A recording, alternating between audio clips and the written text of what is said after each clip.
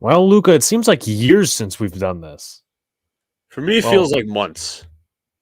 but I want to thank everybody for all the well wishes this week. The situation is the situation. We'll not get into that, but I want to thank everybody for coming along here. We're gonna have some call-ins and stuff.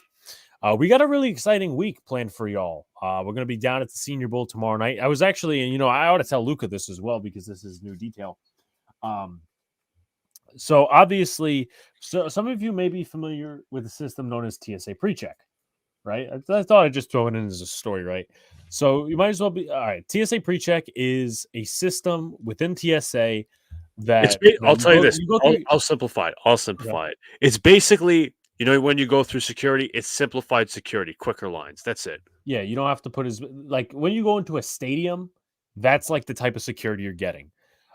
As TSA PreCheck. So I'm like, my known traveler number, aka my number, is not showing up, and of course, Canva is being a dickhead at this time. Um, but my number is not showing up within my boarding pass. So I called them, and obviously they had to wait about friggin' half hour to get back to me, and then they called me back and they're like, "Yeah, you're gonna have to reach out to TSA." I'm like, "All right, well, I guess I'm gonna have to reach out to TSA." But Luca, I know I haven't really given you the total floor, and there's a lot going on in sports as of right now.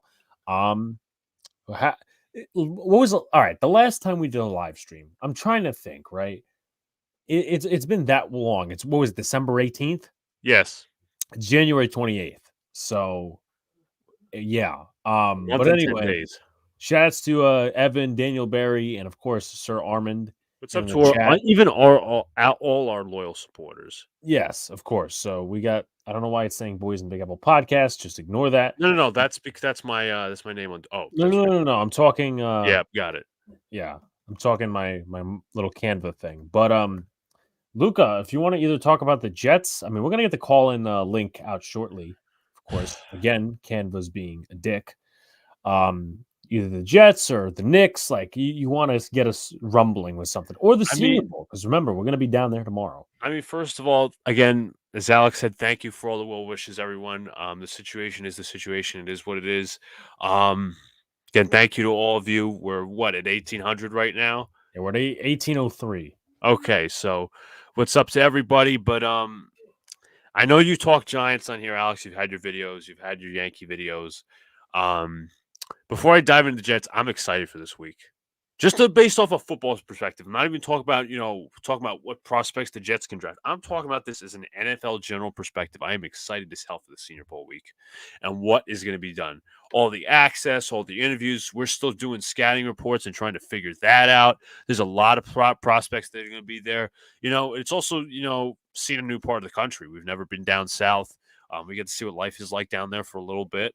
But yeah, that thing's going to be exciting. But I really don't want to talk about the New York Jets because every time, and I'm not joking when I say this, every time I talk about them, I get angry.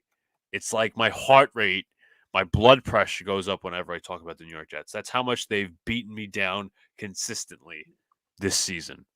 So at the end of the day, everybody's coming back, whether we like it or not.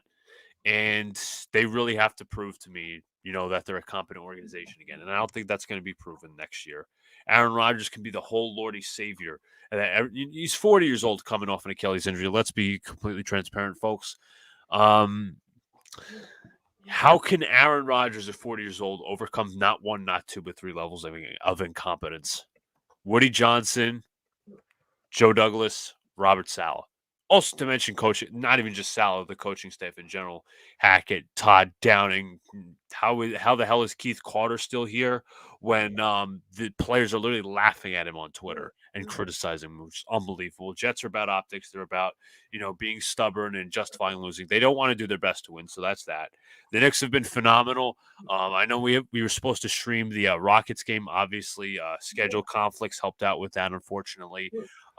A couple of other things too. Obviously, the situation we have going on right now, we really wanted to do two games this week. Unfortunately, we couldn't do either.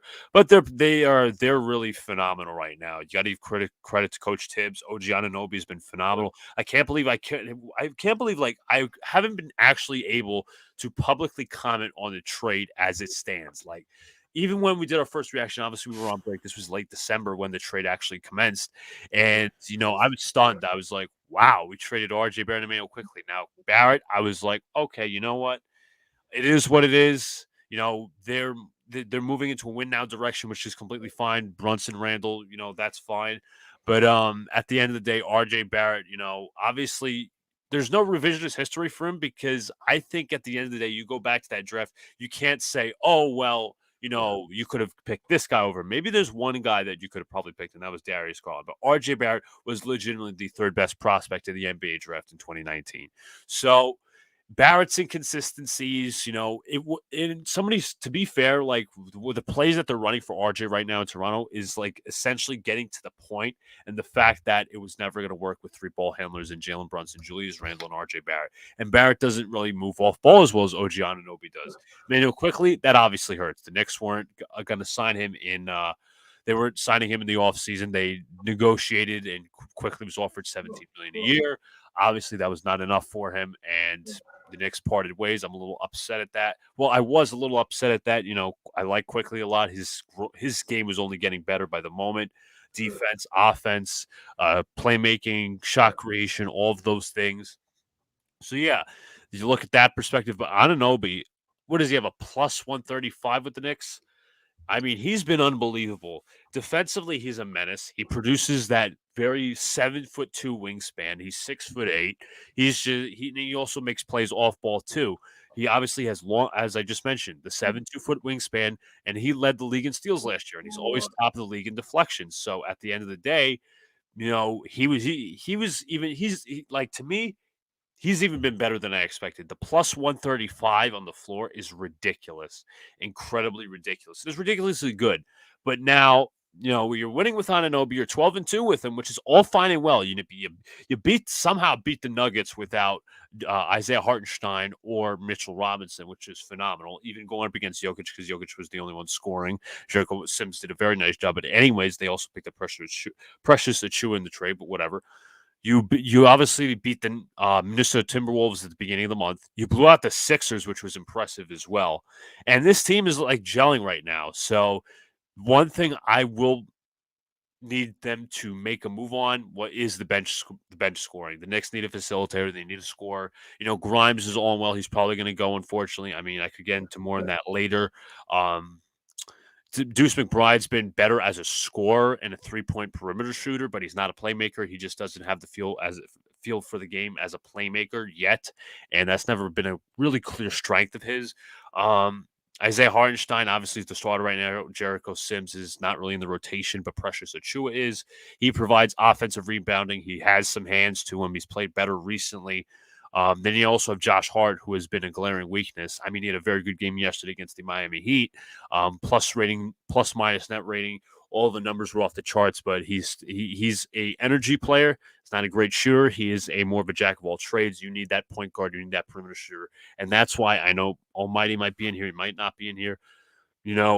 Offense and defense and playmaking, I want Malcolm Brogdon. And I know he was suggesting Jordan Clarkson and Colin Sexton. Sexton I see more as a shooter, but Clarkson has played well in the playoffs in recent years. And Malcolm Brogdon, who just won Sixth Man of the Year with the Celtics. Now the numbers are down as opposed to what he did last year with the Celtics, but I think he's still a really good scorer at the end of the day. So I think that the Knicks are playing phenomenal. It's awesome. But shouts to Scott Young as well. He says the Lions should have taken 3 there. I don't have the game on yet. I'll eventually put it on when Alex gets back to talking. But yeah, the Knicks are playing well. I can't really complain. December was an interesting stretch, and even the beginning of January as well, because there were teams that they lost to. There were also teams that they played down to the competition to. You had the game against the Memphis Grizzlies that didn't go so well, but they ended up winning, so that's a plus side. But at the end of the day, you know what? Awesome job by the Knicks. They're doing really well. I don't really have major complaints against them. So, but yeah, that's the state of sports when it comes to my teams. Also, the Yankees, they signed Marcus Stroman, but they're still improvement mode for me. They need one starter, but anyways, Jacob says the thumbnail's glitching. It's actually the way it's supposed to be, lighting up. But yeah, I just want to let you know that, Jacob. Alex is currently on mute right now. He does have some background noise, but we do have Sir Armand here. Hello, Armand, boys. Hello, everybody. what's up to Armand? Armand, it's been like you obviously we're in a chat together with Angry John as well. By the way, Angry John cannot make it on tonight. His uncle is he has a birthday with his uncle. It's uncle's birthday, so that's why he's not on tonight. Bad Takes Brian is busy packing for tomorrow's trip, and he's also doing some more scouting reports as we catch up on that. But Armand, it feels like I know you're in the chat with us, but it feels like it's been a while. It's been forever. Yeah, I know. Yeah. I just want to bring up the NFC title game. Right. I'm going to turn it on. Can you remind me who's the one that brought up the fraudulent Kyle Shanahan and the fraudulent 49ers? You were. Yeah, that's right. Me. And they're a bunch of frauds. You know who they're like? Who are they like? Dallas Cowboys. Except they Armand is taking a victory lap here. They just get to NFC title games and Super Bowls, but they lose. They haven't won one since '94. That's true. That's true. I mean, that's the only difference. I mean, the thing with Shanahan is you're right about the whole. We were talking about this a couple of months ago. I don't remember what month it was. Like we were talking about intensively on the quarterback situation, like Brock Purdy and all this stuff, and Kyle Shanahan needs a real quarterback. But it's interesting, man. It's interesting. All I said was Brock Purdy's the healthy version of Jimmy G. He's a game manager. He can do about a little bit more than exactly than Garoppolo can, because he can like twist his body and stuff. But I mean, that game in Minnesota. I mean, McCaffrey was out that game in Minnesota, right? He didn't have Debo and McCaffrey. Yeah, he didn't play well. And I know people have brought up they better back up the Brinks truck for Kirk Cousins. I mean, I feel like they're still in the same situation. You kind of are, because like, I'm not saying Cousins is better than Purdy, because Purdy has had more. They're the same tier. Honestly, the same tier of like they don't move the needle as much. Like you're not getting to a Super Bowl with Kirk Cousins. Like let's get that straight. You're not getting to a Super Bowl with Kirk Cousins. It's just not happening. He didn't do it before. He's not doing it now. And he'll find a team like, I don't know, Denver or something like that. That will make a home for him or whatever the case. Yeah, they'll pay him a big money contract. I think Atlanta's going to do it. And I think you're going to look at Atlanta as the newer Minnesota Vikings with Kirk Cousins. A solid defense and a loaded offense. Who the hell did they just hire as offensive coordinator? Oh, Zach Robinson, the quarterback coach. Yes, that makes a lot of sense. Okay, Luca just decided to drop out on us. I apologize. I moved one thing and I got kicked. It's the damn extender. Let me tell you something. But yeah, I'm like you, Luca. I'm sick and tired of the Jets. I try not to pay attention to anything on social media about them. Like you said, like it or not, the coaching staff's coming back. By the way, fuck Sal Licata and Brandon Tierney for Sal Licata. I don't know if you saw this. He tried to bring up that they should fuck because no team outside of the Falcons interviewed Belichick, that the Jets should fire Saleh and hire Belichick. When, mind you, we all know that Bill hates us. He hates the organization. Mm-hmm. He does not like Woody Johnson. He would not come here. I mean, why do you think he resigned on a napkin in the first place? It was ownership, clearly. But anyways, like, I just don't feel Belichick's a thing for this team. I should use past tense, because right now the Jets aren't hiring dick. They made one lateral move. What's up to Jose? They made one lateral move, and that was firing the fucking running back coach, which was amazing. It made to me, like, even if they brought in Deuce Staley, it wasn't making a look at difference. Like, a running backs coach is really going to make the difference on this team? No, not at all. Yeah. And I was just about to bring it up. Mike Vrabel's available. Pete Carroll's available. They can still do a hell of a job. I think those three. I think Bill, Vrabel, and Carroll are going to have the year off. I hope so. Because Washington, it looks like to me, they want Ben Johnson. I just don't know if, based on how the game is going, they have to wait till after the Super Bowl. All right, let me say this. Armand, you just brought up kind of a good idea, because we won't be doing any live streams during the week. All right, so here are my predictions, and we did this in a private group chat. I never asked Armand his thoughts, but We could always get those. So let's see, right? This is the boys in the Big Apple chat. Technically, I asked, "Hey everybody, what's your predictions for who's going to be head coach for which team?" So I have yet to get one right. Dan Quinn, Seattle. Ben Johnson, Commanders. Mike Vrabel, Panthers. I was dead wrong on that. It was it was two that I almost got correct because my second choice was Dave Canales. And my second choice for Atlanta was Raheem Morris because I'm like, you know what? Why would he go back there? Because he was the interim head coach before. So it's like, why would he go back there? And then Falcons, I had Mike McDonald. The other four were already done, already set in stone. So I'm like, what the fuck is the point? But Luca, if you want to express your predictions, and I'll see what Armin has to say, of course. Let's see who I picked. Because, all right, so I think I also said Ben Johnson for Washington. I didn't have Canales in the cycle. I'm going to admit that. I agree. Same for me. I like Canales, and I also think, I think he's Ben Johnson with less name recognition. But anyways, I said Commanders, Eric Bieniemy. Interesting, still he still doesn't have a job. Panthers, I actually said Panthers, Ben Johnson, excuse me. Seahawks, Dan Quinn, and Falcons, Bill Belichick. Now, they didn't hire Belichick. They instead went after Raheem Morris, who was actually a Bucs coach. He used to coach the Bucs back in 2009 and 2010. I think they may have had one winning season. I have to ask Brian, but yeah, that was that. But also, real quick, I want to shout out CP's New York Sports Network. What's up, fellas? With help all as well. We also someone's talking about how they miss Canales. Yeah. So listen, they got that's right. Dorsey got hired by the Browns, the offensive coordinator, and Kellen Moore just got hired by the Eagles. So who's out there? There's a question. Shea Tierney. Someone, and this is not throwing names out. Just can Todd Bowles properly hire an offensive coordinator? That's a good question. Because a lot of, everybody talks about Todd Bowles. Like, I don't like Todd Bowles. Well, I like him, but I don't like him as a coach. And his conservative tendencies really burned the Bucs in that game against the Lions. Everybody's tweeting about it. I'm like, well, who's surprised? But anyways, wasn't able to hire an offensive coordinator with the Jets. He struggled with Canales, and understandably so. He's awesome. But you also have got, who else? Who is it besides Tierney? Who else is out there? Exactly. You're going to hire Arthur Smith? Well, he might be getting the Steelers OC job. I'm just right there. Najee Harris and Jaylen Warren, you better enjoy the bench because you're not going to be running a lot.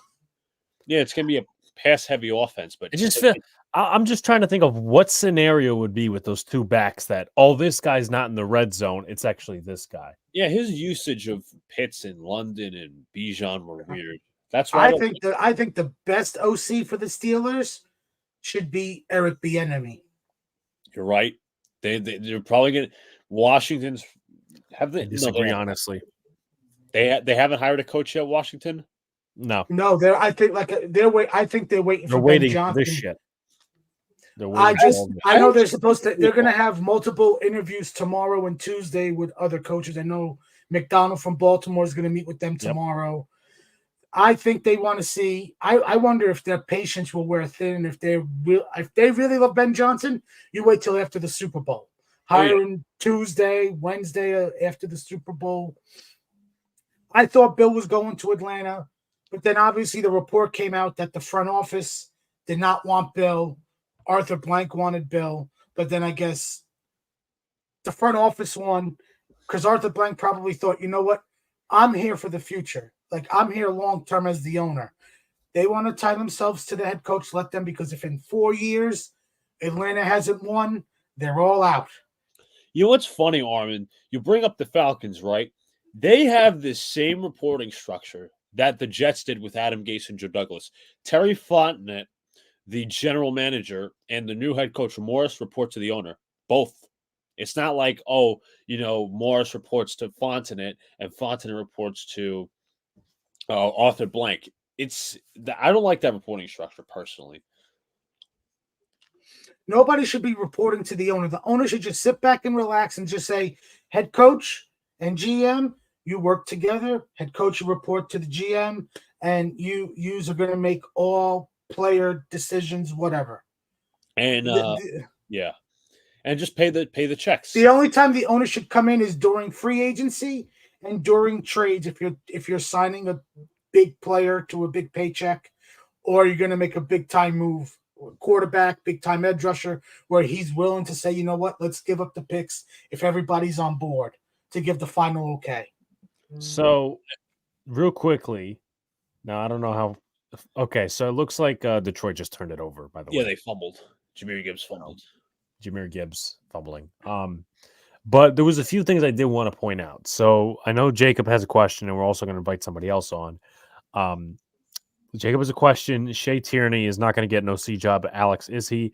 Apparently, he was very well thought of via Bucs interviews last year when I think they were interviewing a head offensive coordinator candidate. So there's that. And you know what? He's going to be the OC of the Senior Bowl on one of the team on Jeff Ulbricht's team, believe it or not. So he's going to get a lot of showcasing with these quarterbacks. Now, Luca, if you can, I think he's coaching Nix, Penix, and one other guy. If he is, that'd be impressive. But we'll see. That's the national team, right? I could actually look up because I separated some scouting reports that we were doing. Yeah, that's the national team. The national team. And then the American team is like Carter Bradley, Michael Pratt, Sam Hartman, and then if there's one other quarterback, because there's 7 quarterbacks. Spencer Rattler? Rattler is one of them, yes. He's actually a guy I'm going to look at because I know, in the past years, he was just a name to toss around and make fun of, but I'm like, let's see what this kid So I'll make my prediction for Washington. I think it's going to be Ben Johnson. Okay. For Seattle, I think they should go with Mike Vrabel. Okay. Yeah, I agree with that. I'll say Vrabel, but I could see them going with the McDonald from Baltimore or like a younger guy. Yeah, of course. I think Bill and Carroll will be out for the year and see what jobs are going to be opened up after next season. And I have a few predictions of what jobs I believe will be open after next season. Yeah. Dallas, obviously. Yeah, of course. Bold prediction, I think Jacksonville will be open. I think Doug Peterson will be out. By the way, what's up to Mr. Vinny? Vinny, what's up? In the chat. Also, I'm gonna get to a few comments, Alex. Okay. Armin did speak way too soon about the Niners because they're about to punch it in if they haven't already. Let's see. Jacob also mentioned Cliff Kingsbury. Cliff Kingsbury. All right. I think he'll get it. I think he might. Maybe. I'm pretty sure the Steelers interviewed him, or there's interest there for the OC job. I think he'll get an OC job. Yeah, he'll get an OC job somewhere. But what's up to NYY Hulkamaniacs, aka this is Booyah. Who do you think the Patriots are going to hire for their offensive coordinator position? I don't mean to be rude, but they don't really hire exciting candidates. I'm really interested to see where Gerard, and this is my question, Gerard Mayo's the GM.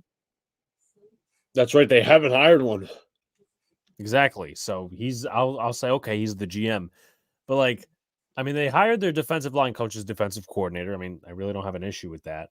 But let's see. So they have that. They're off. I mean, they interviewed some tight ends coach for offensive coordinator. Yeah, it was the Jets interviewed him for I'm pretty sure it was either during I don't think it was during the coaching cycle. They interviewed him, I think it's Nick Cali or something like that. Nick something. They interviewed him for offensive coordinator. I remember. I think the Giants interviewed him at some point for offensive coordinator because that name sounds really familiar. The answer, Nick Caley. Yeah, Caley. Like a tight ends coach. But I remember. We got a touchdown, McCaffrey. Yep. Yeah, Game is tied. Scott's making Armin eat his words. Well, we'll Still see. Got a whole quarter to go. Yeah, that's very true. Just remember this. Kyle Shanahan entering the fourth quarter when they were down by 3+ points, 1 win, 31 losses.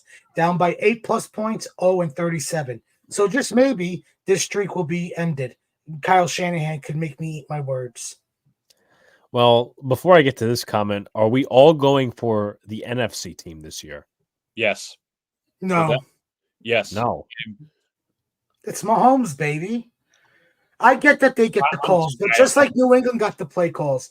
If you want to be pissed at the league and the refs for giving Mahomes and any franchise quarterback the calls. They act like you're right, Armand, but they act like such children. Like Mahomes, every time he gets hit, looks to the ref for a fucking call. I'm like, Brady seriously? did the same thing. Brady did the same. All the quarterbacks do that. Every franchise starting quarterback acts like that because they want the call. You watch when Aaron Rodgers plays more. But Armand, he's going to do the same thing. It's truly over excessive with the Chiefs, and I'm really fucking tired of them. And I got bitched at on Twitter because I mentioned, I said this in a casual tone. I didn't say it angrily. I didn't say it sadly. I said it casually. I said, of course, the script writers want Taylor Swift in the Super Bowl. And then I got bitched at for it. Yeah. Vinny says he wants to know who the Jets head coach will be once Salah's gone. Well, they did miss their opportunity on Harbaugh. Like there was no conspiracy theory about that. Yeah, who was fucking right about that one? I know Armand has his differences, but Harbaugh proved me wrong, winning the national title. He proved me wrong. I'll admit that here on the show. He proved me wrong, but now he fell in love with Herbert. Herbert has a lot to prove too. That's true. He's an elite talent.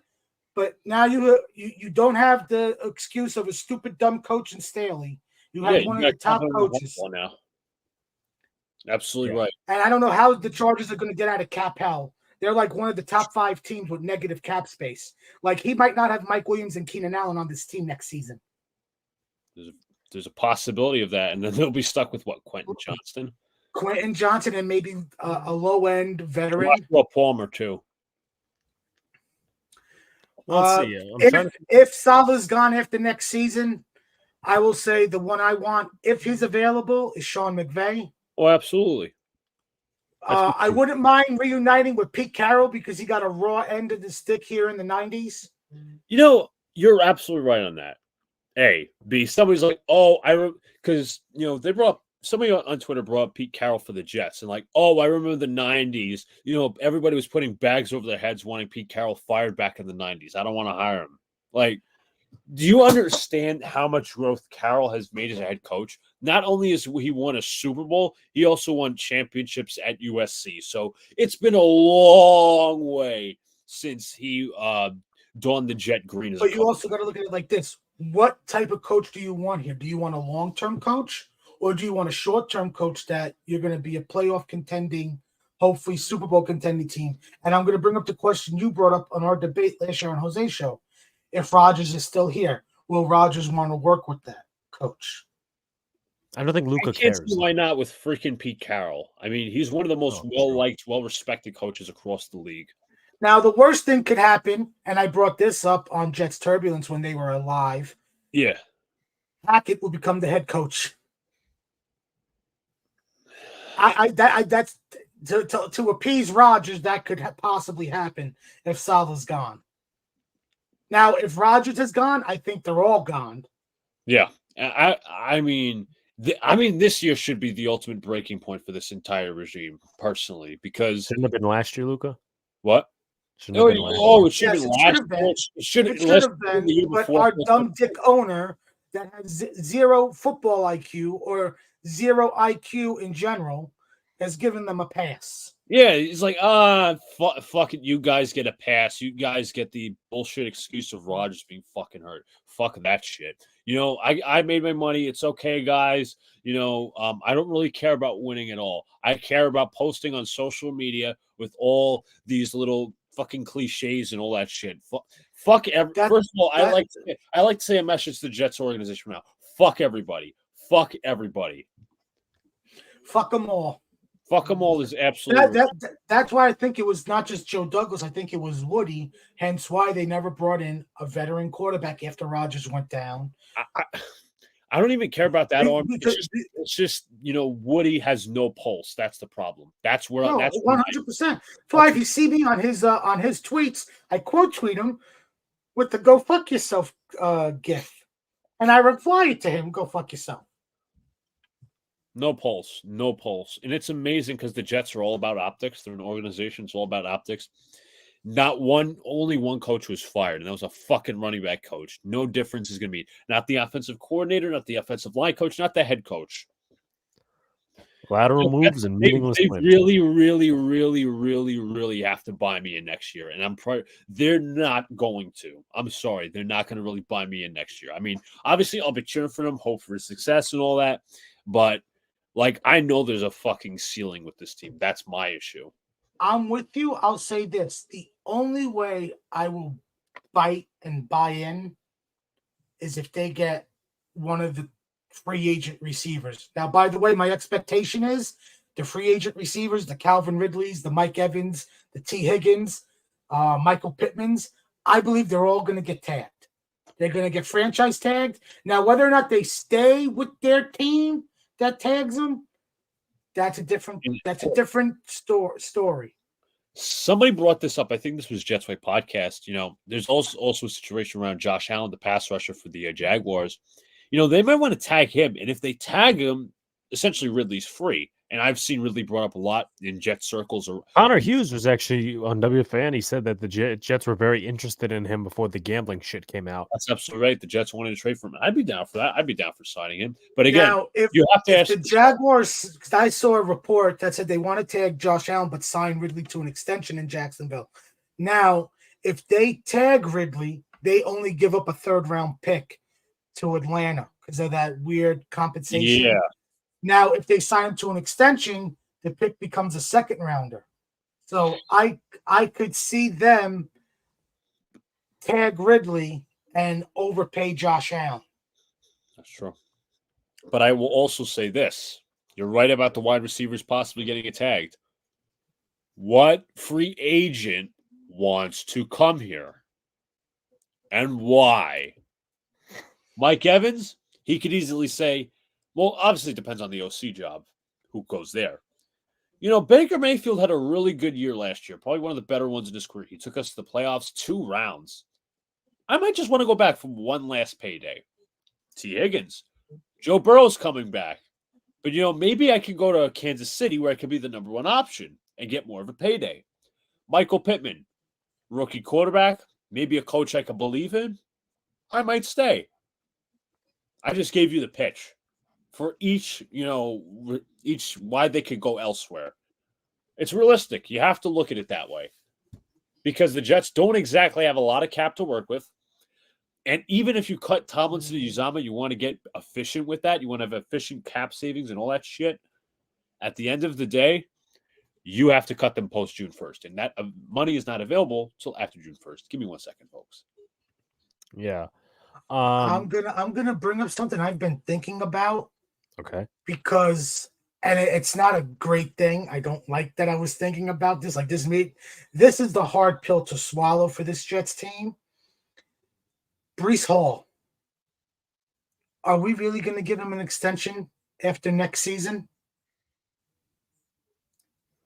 As much as I brought up that Bryce Huff is going to get tagged and traded, I think the one thing is they might have to consider to get good draft picks or even get a good player back. They might have to consider, if they're not going to give him an extension after next season, they might have to consider trading Breece Hall. Now, can I inquire this? You didn't do it with Bryce Huff. Why would you do it with Breece Hall? I'm not doubting your logic, but I'm talking about the logic of the Jets front office. Complete and utter disgrace that we're going to let Bryce Huff go because we made a dumbass pick on Will McDonald. Unbelievable. That's why I also think if this upcoming season failed and they fired everybody, every Jets fan has said that Garrett Wilson's not going to be here. Sauce won't be here. Like the new regime coming in would trade away everybody to start fresh. You know, if you're not going to give Breece an extension, and remember he was a 2nd-round pick, so he's only on a 4-year deal. Yeah. Next year's his 3rd season's after next season. You might have better value now than after next season. Vinny brings up a good point. He says, coincidence, the Jets announced they brought back White Cotton, the defensive line coach, when the Chargers announced they'd land Harbaugh again, and anything to turn our attention away, right? I mean, if you look at it, there were Jet fans on Twitter clamoring, listen, I'm not doubting White Cotton as coach. He's a very good defensive line coach. I'm not going to deny that. But there were a lot of Jet fans talking about White Cotton, not so much Harbaugh.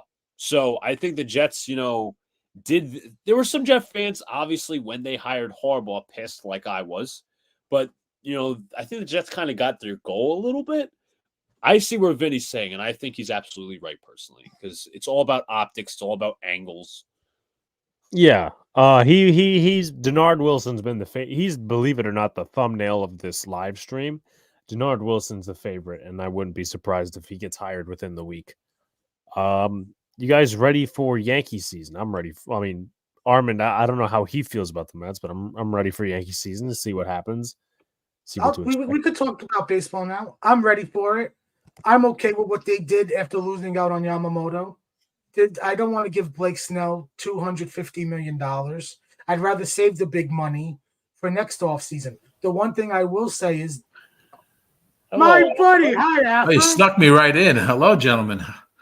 It's been a while. How are you? How are you? Good. Good. Okay. Happy New Year. Happy New Year. Yes, first stream of the new year. I just realized that. Yes. You guys are just spewing out negativity over here. Oh, yeah. Are you going to be cheerful? Are you going to enlighten? I enlighten you in nothing. There's nothing to enlighten. Nothing's going on. It's too early right now. We're just worried to see who's going to go to the Super Bowl. Who cares at this point, really? So, it's going to be Chiefs and some NFC team. I'm probably going to root for. I'm rooting for the NFC team regardless. So. Yeah. But I also wanted to say to Jacob, he was asking if John was going with us to the Senior Bowl. It's going to be Alex, myself, Angry John, and Bad Takes Brian. Leaving tomorrow, 5:15 flight out of New York. Yeah. You guys are covering it? Yeah. Yep. Good. They're going to bring back all the information for you and me, Afram. Are you gonna post it? You're going to broadcast live, or? I don't know if we'll do lives, but we're definitely going to be doing like video content because there's a lot that's going to be need to take it down. Player interviews, they're going to make players available for interviews. So, right. It's expected that there's going to be a lot of media going, but if we could get some big name interviews, that are going to the Senior Bowl, 2 quarterbacks, Nix and Penix, you have the other guys in there as well. And not just like the interviews, but like the one-on-one reps in practice as well.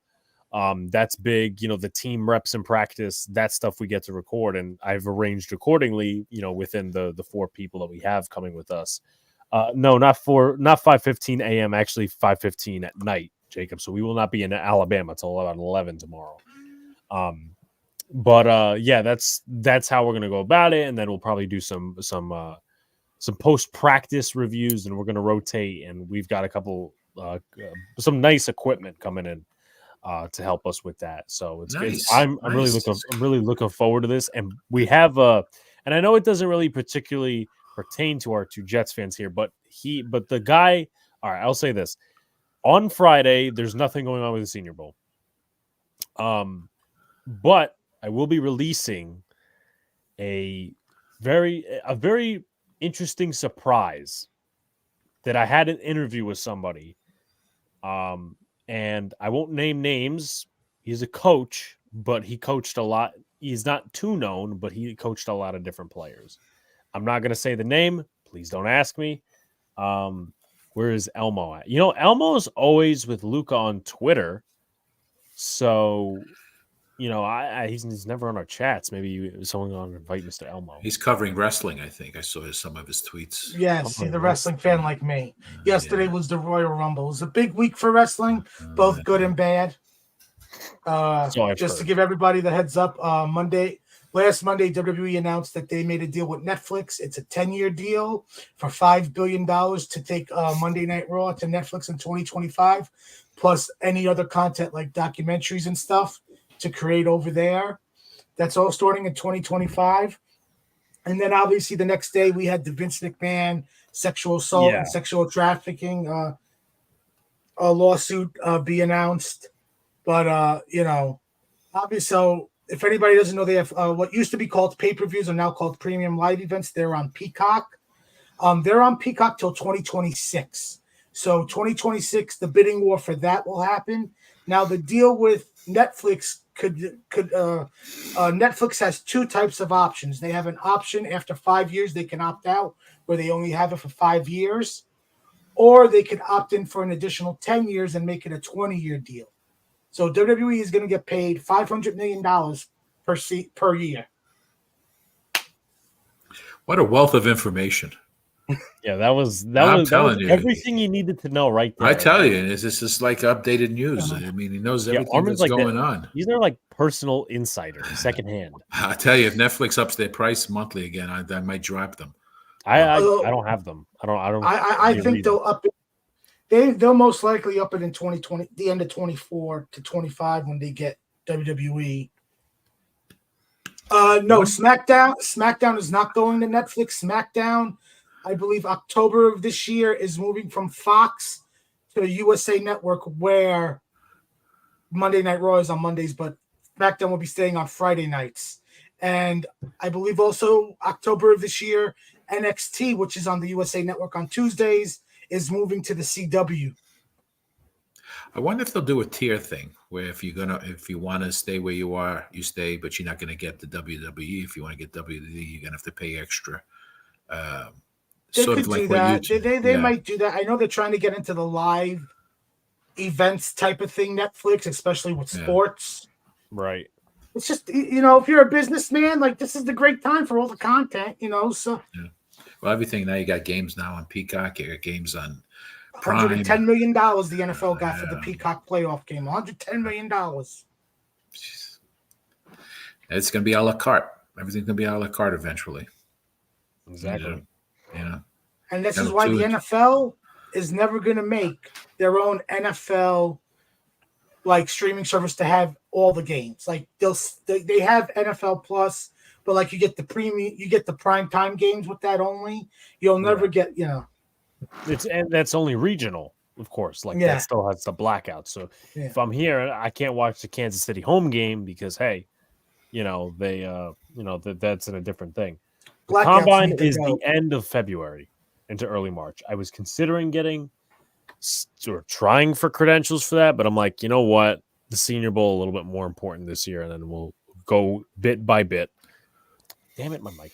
My camera, that is. And if nobody knows this, but the NFL made a 1-year extension agreement with Indianapolis to do the Combine next year in Indy. I wonder if they'll change it up after that season and copy the NFL draft and take it around to like all the dome stadiums like Minnesota, Detroit. Maybe you take it to the warm weather states like Arizona, maybe Miami, Texas.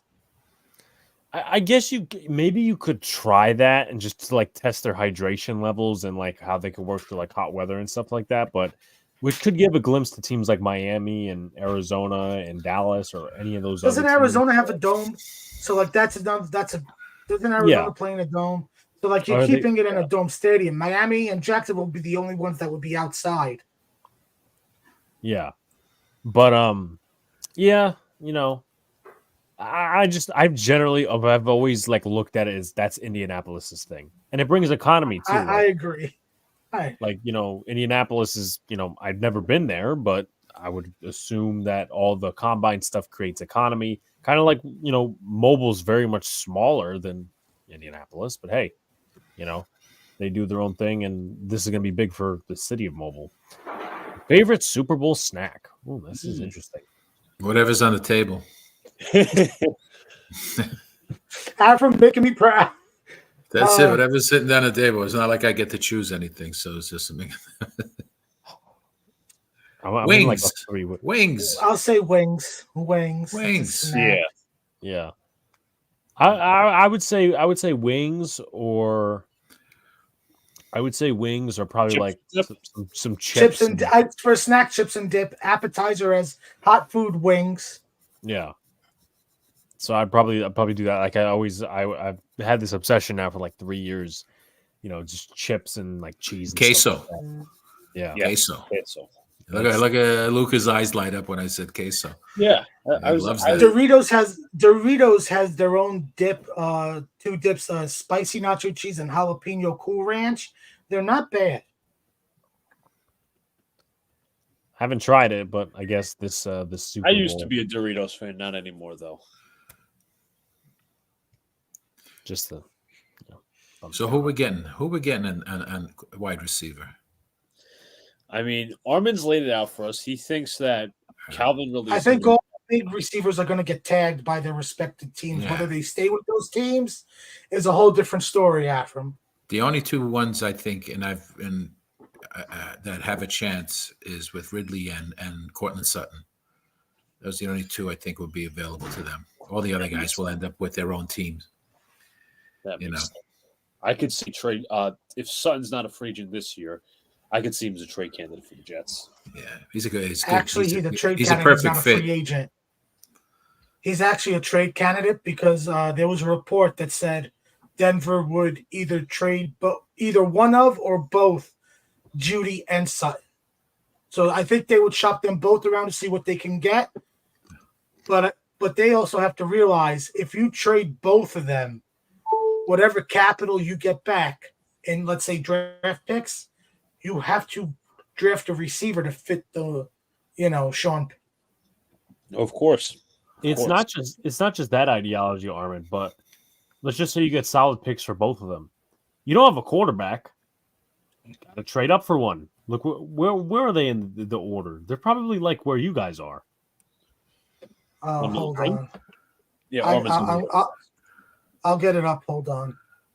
Yeah. Well, they ended up with what, 8 and 9, or 9? Denver is 12. Denver's 12. Okay. Denver is 12. We're 2 spots ahead of them. God damn it with this damn fucking camera. I'm telling you, got to be more professional there, Alex. I mean, if you're going to go down to watch the Senior Bowl, you're going to have some good equipment there. Oh yeah, no, it's definitely going to be better than this. So the draft order is Chicago, Washington at 2, New England at 3, Arizona at 4, the Chargers at 5, the Giants at 6, the Titans at 7, Falcons at 8, the Bears at 9, the Jets at 10, Minnesota's at 11, Denver at 12, Raiders at 13, Saints 14, Colts 15, Seattle 16, the Jaguars 17, and Cincinnati at 18. It's the top 18. Well, let's see. Neighbors or the Washington kid Odunze. I think he's talking about the Jets. He ain't talking about the Giants. Yeah, it has. I think he's talking about what we're doing at 10. I mean, 10. I'm interested to see Talise Fuaga this week out of Oregon State, but I know a lot of people have been talking about Odunze, not so much Malik Neighbors, because maybe they think he's going to go before 10. But Odunze's been another player that's been mocked to the Jets a couple of times, or I should say by Jet fans themselves. Brock Bowers, tight end from Georgia. Well, it depends. That's a possibility. Depends on what they do in free agency and the offensive line. Okay, I heard Neighbors is more the Giants pick. I've seen a few drafts there. He's been mocked a few because they need a wide receiver. But I want to bring up. You guys were talking about coaches, and I was interested. It was interesting to see that Belichick and what's his name from Cincinnati, from Seattle, Carroll, have not found anything. It's kind of making me believe they're going with youth because these guys' coaching styles are getting stale, and I don't think with the new guys, they're both 71. I don't know if they have, the management feels they have enough time left to go into a younger crowd and develop a quarterback at this stage in their life. It's not like, when you saw Raheem Morris go to Atlanta, when you thought that Belichick was good friends with Arthur, with Blank, and didn't end up going any further with it. Could also be his demands on what he wants. Maybe he still wants full control, and they're not going to give it to him. So he might be stubborn enough to, may not want to work under somebody. He wants full control, and that's not going to happen. So, and if they don't get a job this year, I really don't see them getting a job next year. is just another year older. And then, well, Carroll is moved up to the front office in an advisor role, so that's why I don't think he hasn't interviewed anywhere else. I think he wants to. I think he wants to see how he does in the advisor role with the front office and see what he does, and then GM. I think he wants to wait. He was possibly, yeah. He was also, if you guys have read like the press, not the press conference reports, but like all that other stuff, he was very turned off by getting removed because he said the guys who removed me aren't football guys. So, like, is he? Not that he'd be planning vengeance, but would he like want to get a job somewhere else because he thinks he has it? Coaches at that age, no matter what sport, their primary focus is usually on a team that's pretty much built, and they basically the last link that can probably kick them over to the top. Super Bowl contender. Right. I don't think they're going to come in to rebuild a team. I don't think they have the time or the patience or any, and a lot of their guys, a lot of his coaching staff wasn't, that great. And if you look at the NFC, how many teams are Super Bowl contenders are built to win now? So if you look at it, not many. But like the Packers, the youngest team in the league this season by age, made the playoffs. They're not letting go of LaFleur anytime soon. Right. Well, also just to throw a little caveat in there, it kind of goes to the same conversation.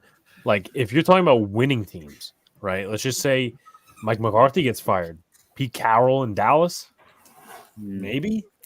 I don't see it because of Jerry Jones. He's the most stubborn son of a bitch. He wants the spotlight. He wants all the credit. Not only that, he wants control. He's doing the draft from his yacht. Remember? I think between Bill and Carroll, I think Carroll is okay with just being a coach and not wanting full control. Yeah. I could see Bill wanting full control. I think the one thing we can question is that the Falcons are the only team that interviewed Bill this season. Yeah. I'm surprised Buffalo didn't make after losing last week, sticking with McDermott, and because Bill's still out there and trying to make a. I do think Buffalo, if they have another season next year like they did this year, I think McDermott's out, and if Bill is willing to go there, they make the push for Bill to coach with Josh Allen. Yeah, but it all depends also who they have left on that team. That's true. They're going to have a lot of turnover this year. They need a lot of turnover. And exactly. I don't think Diggs is going to be on the team. Yeah, good possibility. Like I could see them maybe making a deal. Let's say a team that tags one of these other wide receivers. Maybe they trade Diggs for that wide receiver. Well, it's a strange. We have situations where we're good one year and then all of a sudden we just lose guys because of free agency or because we can't hold on to them. It's hard to keep a team steady for a period of time unless you've gotten a lot of good draft picks. Look at Detroit. They've accumulated so many first-round draft picks. Now it's finally paying off for them. They made the Stafford deal really helped them. Yeah, exactly. And plus, they're going to get more. And they landed it. The Goff found a new home, and basically he got a new place. He's still young. They called out and said they just needed that. They're going to probably go defense all next this draft because their offense is solid. But Vinny, we'll see what happens. With an interesting take here, he says Belichick is not a good head coach. Losing without Brady, not the guy who won 6 rings, just another loser who got fired in Cleveland. And Pete Carroll in '94 choked away our playoff hopes, which led us to bring in the legendary Rich Kotite. So, this day and age, we can make the case for every head coach. Look at Andy Reid before Patrick Mahomes. He was questioned about clock management in Philly. Yeah. He brought in Alex Smith. He realized after, I want to say 3 seasons, maybe 4 with Alex Smith, he was never going to get a Super Bowl with Alex Smith. Right. They traded up to 10 for Mahomes with the Buffalo Bills, who could have had the success if they drafted Mahomes. But they were like every other team that year in 2017. Didn't think that was an elite class of quarterbacks between Mahomes, Watson, and Trubisky. They all fell in love with the next class in 2018. That's why it's a hit or miss in the draft. But Mahomes essentially saved Andy Reid and has given Andy Reid all the success. Andy and Reid in Philly made a lot of stupid bonehead calls also. Yeah, And he knocked the, he cost him. I forget against in the playoffs where he went on fourth or something when he should have just punted, or he punted instead of going for it, and it cost him the game. He had there was plenty of time. There was not enough time on the. That's right. It was not enough time on the clock. He should have gone on fourth down. Instead, he punted it, and then the team just killed out the clock on him. So you have to have a complementary amount of players. Talent wins. I could have the best coaching in the world, but talent wins. Talent's always going to okay. And availability. You got to have. You can't have too many injuries either. Too many injuries. Look at Buffalo's defense. They were playing fourth string and fifth string linebackers last week. Tre'Davious White got hurt, obviously, in the season. Milano. Yeah. You got to get rid of the ball quick. You can't have these guys trying to hold these defensive players for a long period of time because they're always pushing back. They're always going to get hurt that way also. You got to keep moving that ball quick, and that gives it'll save your offensive line. That's my opinion.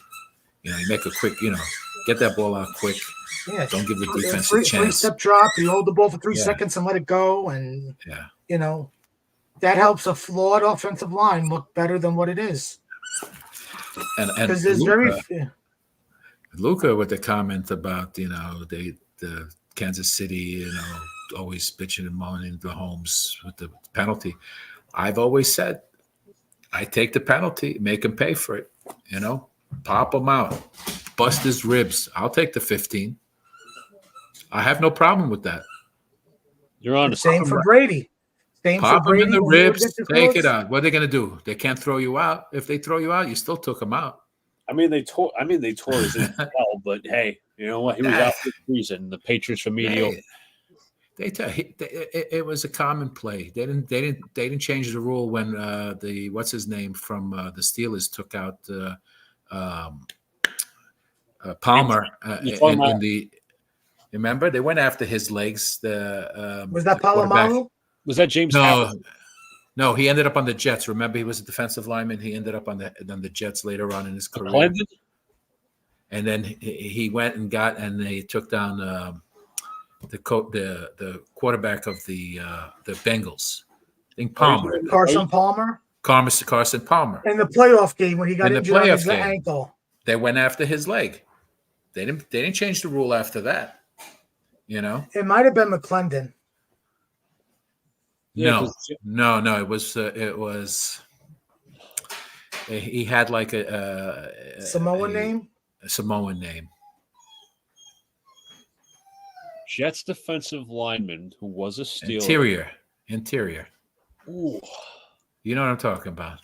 Mate, let me look that up. I'm going to look it up. But regardless, they didn't change the rule because of that. They just seems to change the rules. It's like anything else. They want the scoring done. I could take you back against when we go to basketball when the Knicks were playing would play the Bulls and they would hand check the shit out of Pippen and Xavier McDaniel, and then they changed the rule the following year. Right. Yeah, it's just no longer a thing in the league. Yeah. They didn't like defense. That year, I think the Knicks would keep everybody under 100 points. Touchdown 49ers. Oh, yeah. Yep, that game's basically over. That's game. Yeah. Mitch says, congrats on 1.8K subs, bro. Thanks, Mitch. Good for you. What are your thoughts on Mitch is a Eagles fan. What are your thoughts on Kellen Moore and Vic Fangio? I'm surprised they got rid of Fangio. They weren't a high level playing defense. I think they didn't focus too much on defense. I think because they had the was it Kimo von Olaffen? That's it. He had one of those. He had one of those 15, 16 letter first names and last names. So yeah, he played for the Jets for like a year or so. Thank you, Football Reference. There you go. Dark Sage says, I do want to say he played in 2006. Sounds about right. Dark Sage says, I do want to say, as much as people hate seeing dynasties these days in any sport, I respect all those franchises who made the sport better, such as the Patriots dynasty or what we see with the Chiefs currently. Yeah, I mean, the Chiefs have kind of made it an offensive sport. I mean, that's kind of where it goes. Well, I think go ahead. I'm sorry. It's fine. There was a meme, and it's actually kind of true, that something, you live long enough to where people saw you as a hero, and now they see you as a villain. I think what killed the Patriots was the Spygate. That just lingered for them all the time because there was actual proof, and you could talk to some of the St. Louis Rams at that time. They still claim Marshall Faulk to this day will not, and they gave in to him, and they destroyed the tapes. So it's not like no one could see them. They literally burned the tapes and got rid of them. And the fact that he didn't even get suspended, where you had Sean Payton get suspended for bounty bait.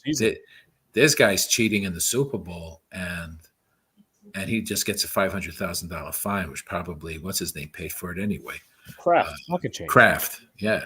If they would have knocked him out for a year, yeah, that would have been a good example. But it doesn't seem, I don't know if they deem it fair, or people don't like to see that people getting away with shit, but they put a marking on their back, basically a stain on their back by being caught, because they said they went above. They know teams will try to steal signs, this and that. And he went way beyond the fact. And why did he need it? He had a good team. Why did he need it? But remember, he won by a field goal in the game against the Rams in the Super Bowl, right? So was it enough to know what they were doing to stop them and only to win some? Weren't most of their Super Bowls won by one score or less? Yeah. So sounds about right, honestly. Yeah. 28-3, coming back and winning in overtime on the touchdown run. And now we see the homes, every time there's always and is it coincidental? Probably, but always see a the past few years, a last minute penalty called against the opposing team, and it leads to a game winning, and a suspect one, just like when they played us, right? 5 minutes after the play, they call a holding on Sauce Gas, So and never called the hold on the previous play. They were holding gang tag, bringing him down to the ground on Jermaine Johnson. I mean, how do you miss that? So it is what it is. Going to Dark Sage's comment about dynasties not being liked, Dark Sage, it's mostly because most fans have teams that haven't given them a dynasty ever in their lifetime or ever. I'll say this. I was lucky with my Pittsburgh Penguins to have a dynasty. Yeah. 2006 to prior to last year, made the playoffs every year since Sidney Crosby came into the league. 4 Stanley Cup appearances, 3 Stanley Cup victories. And when you drafted, you're lucky. You stunk from before, and you landed Lemieux. You stunk after, and you landed Crosby. Look at Chicago with the kid. And talking about cheating, every team, like it or not, from the front office to even say the coaching staff might be in on it, and they just try to keep it hush hush. They're all trying to cheat. They're all trying to gain an advantage some way, somehow, in every sport. Every team. Teams we cheer for, teams we root against. They're all trying to gain an advantage. But be prepared when you get point, caught. You can even look at it from you. If you get caught, you should pay the piper.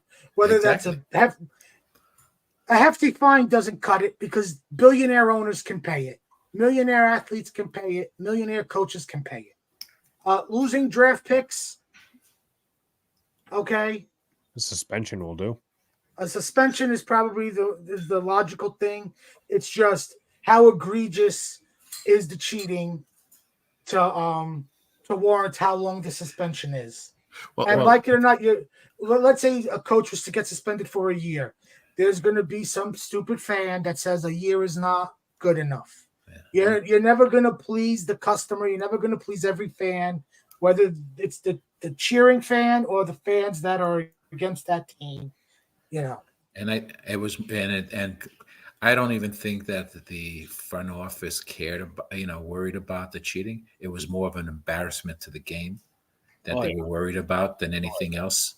They couldn't care less of the outcome, what caused it. They were just worried. So they had to sweep that under the rug so quick and quickly. Where the Bounty Gate wasn't, it wasn't cheating. It was just these guys are just going after the hurt guys.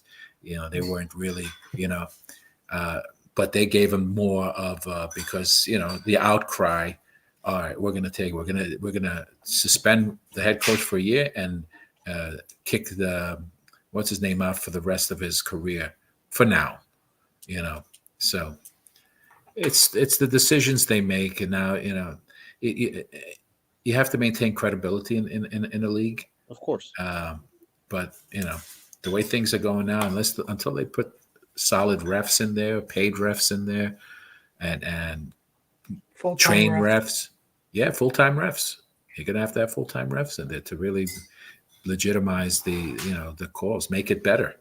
Otherwise, you're gonna have to come up with another system because, I say change the rule. I say change the rule. None of this roughing the passer bullshit. You're in there. You're on. You take one step forward, bash the shit out of them. That's it. You're fair game. They've made it too easy for the offense. It makes it very difficult for the defense. Yeah, of course. Yeah. That's why teams got to prioritize offense more over defense. That's why the only play. If you look at it, if you look at the draft, edge rushers get drafted priority, and I would assume corners are now going to get priority because it's a passing league. Yeah. That's why if you see there's very few. That's why you see a lot of teams now when they draft safeties or sign undrafted safeties, they're moving safeties to play linebacker. The Jets tried to do it with Sherwood and Najaldine. Yeah. They were safeties out of college, and they were moving them to linebacker. They had no choice. They needed players. They had shit in that team. But who won the game today? Defense won the game for the Chiefs, really. And who's winning now over here? It's the defense. Yeah, I mean they scored, but they got the ball. They were stopping their offense. And they had a great. They were going down the field in the first half. Now all of a sudden they made the adjustments and they stopped them altogether. And they're going to score here, but they didn't have enough time left. After this, they're going to need 2 scores. Look at it, can't even see. I just can't wait to see the Lions. So I have a cousin that's a Lions fan, but he's very aggravating. So if they would have won this, I would have never heard the end of it. So this pleases me that the Lions are losing. But I can't wait for them to pay $60 million to Jared Goff. And then they can't hold a lot of their players, especially their offensive line, which is top 5 in the league. And especially Jameson Williams and St. Brown and Gibbs. And but you paid $55 million for Lamar, and he looked like shit today. Yes, he did.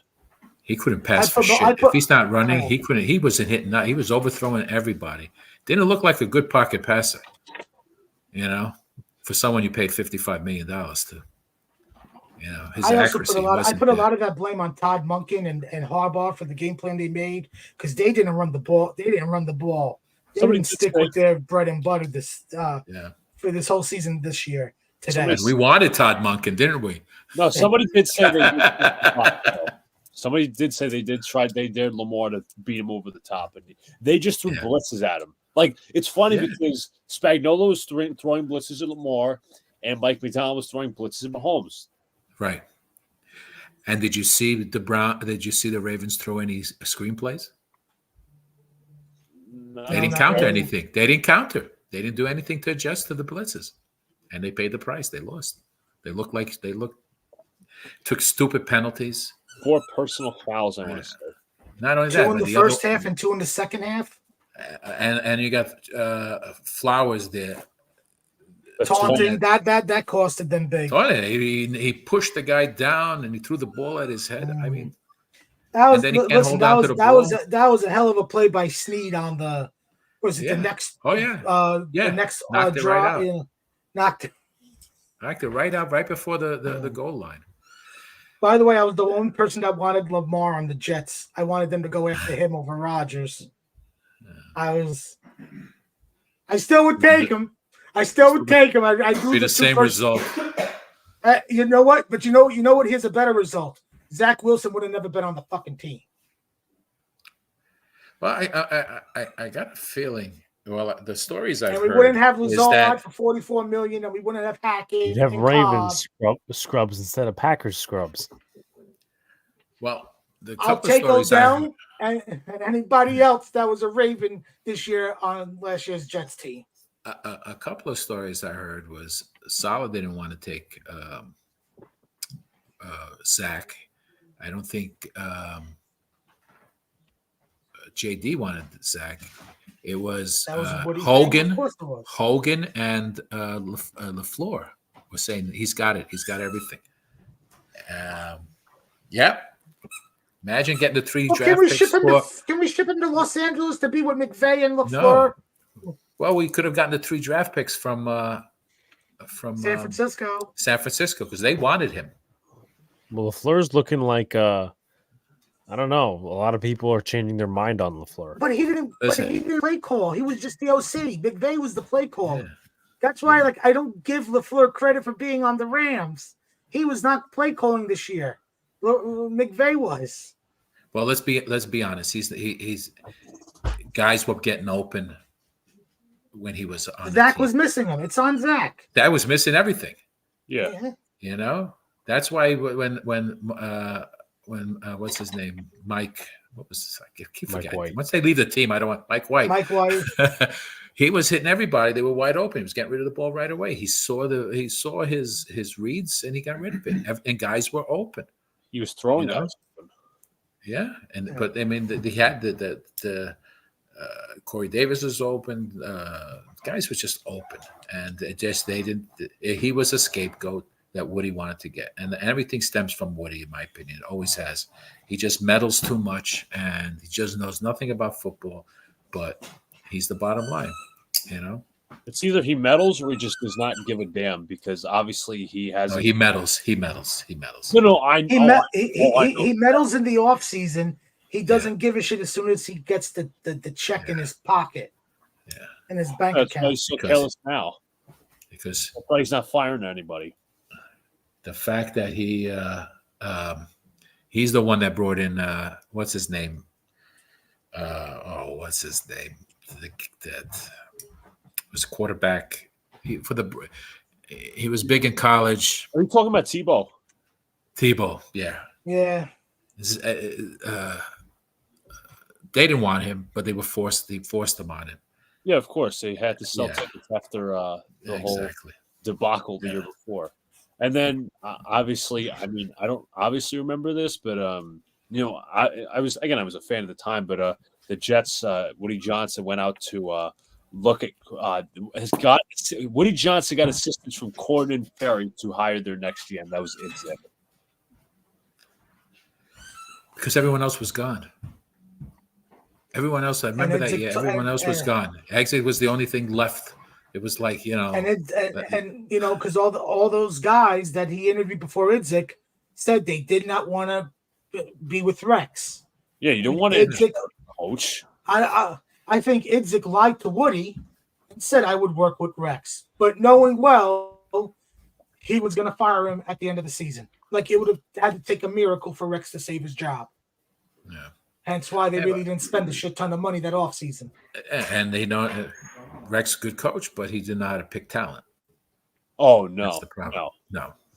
Where we talk about Mangini, he inherited Mangini's team. Mangini knew talent.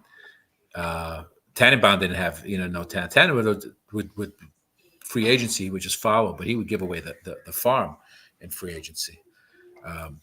Pete Carroll, when we had him, that's Hess. Hess didn't give him a second chance. He's a young coach. Yeah, the players liked him. It's just the way it's always been. They just don't give these guys a chance. Walt Michaels, I go back to that. He takes them to the AFC Championship game. Best defense to this day, the best defensive line that this team has ever had. yeah. And then he's him and Hess. He has a way of doing things. Hess wanted it a different way, and he puts in Joe Walton as the head coach, the offensive coordinator. It's just so, folks. From Afram's words, the Jets have had incompetent ownership since day one. Well, they didn't have it's hiring the wrong GMs, or not just giving the GM a chance to do their job. It is what it is. It's just unfortunately we just had a string of bad luck, but we've had opportunities. We've had some luck.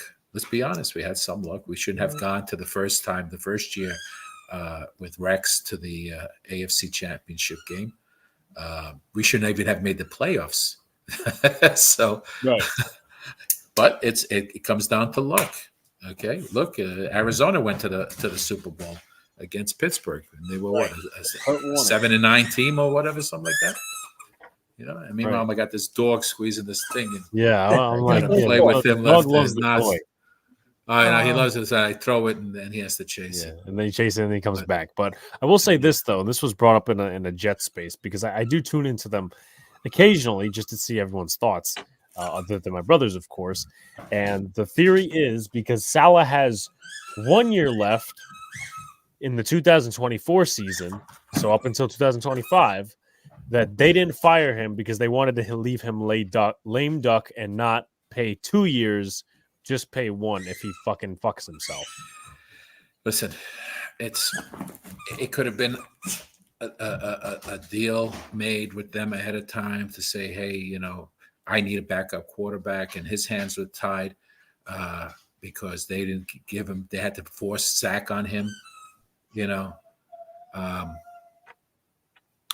Like I say, I've always said, I don't think they're that incompetent not to see that this kid isn't ready, and you don't go out and get they're told you're not going to get anybody. So they have to do what he says. He never came out to talk, right?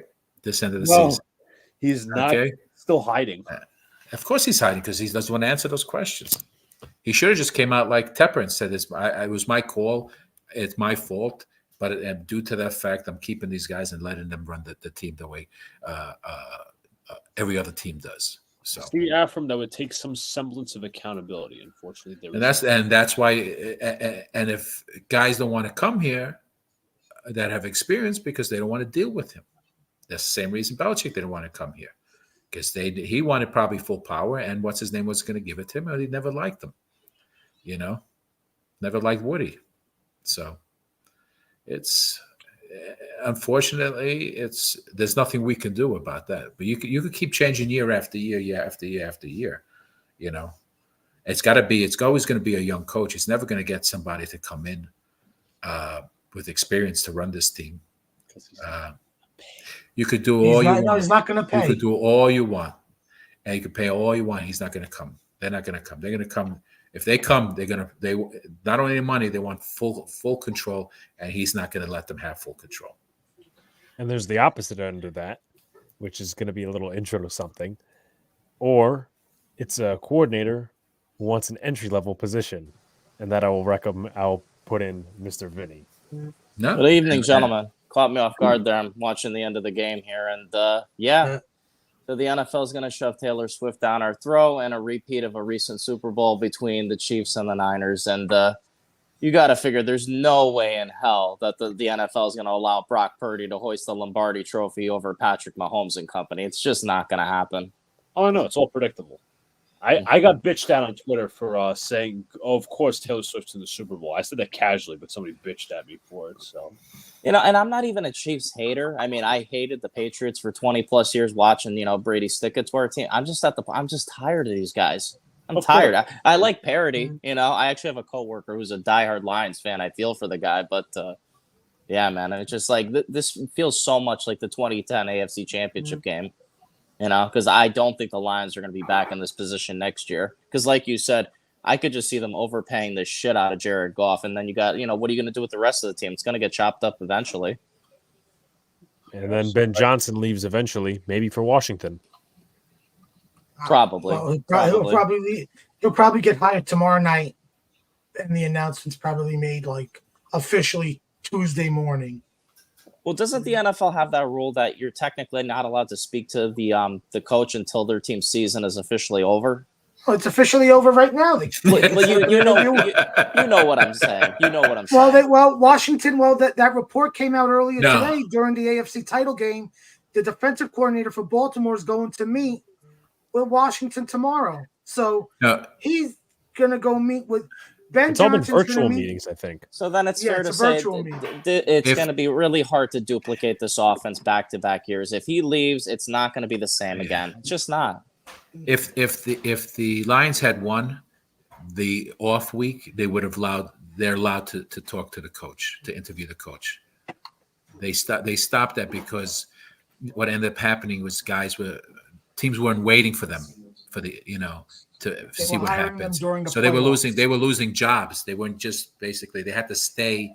They were losing opportunities to become head coaches. So they changed that rule because these guys was, saying, hey, this is not fair because you're not giving us a chance to interview.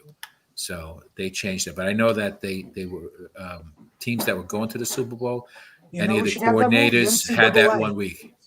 Yeah. Anyone in that should have that rule. That off week was the time during bowl season. Yeah. When their teams are in a bowl game. Yeah. Well, I'm just waiting to see who's going to be our coach in 25 because I think Salah's already considered a lame duck. Ask yourselves this, man.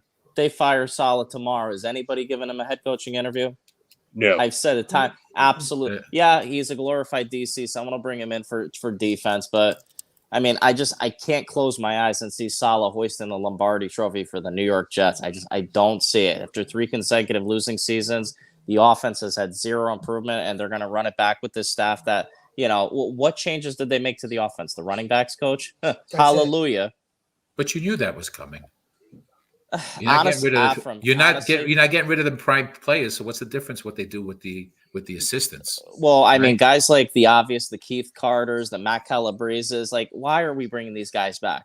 Just justify it for me. Their offense was next to last or dead last in every single category. Aaron Rodgers, he runs everything. That's it. And hand up, I wanted Rodgers, but you know what? That this has caused more long-term collateral damage than I ever could have expected. Absolutely right.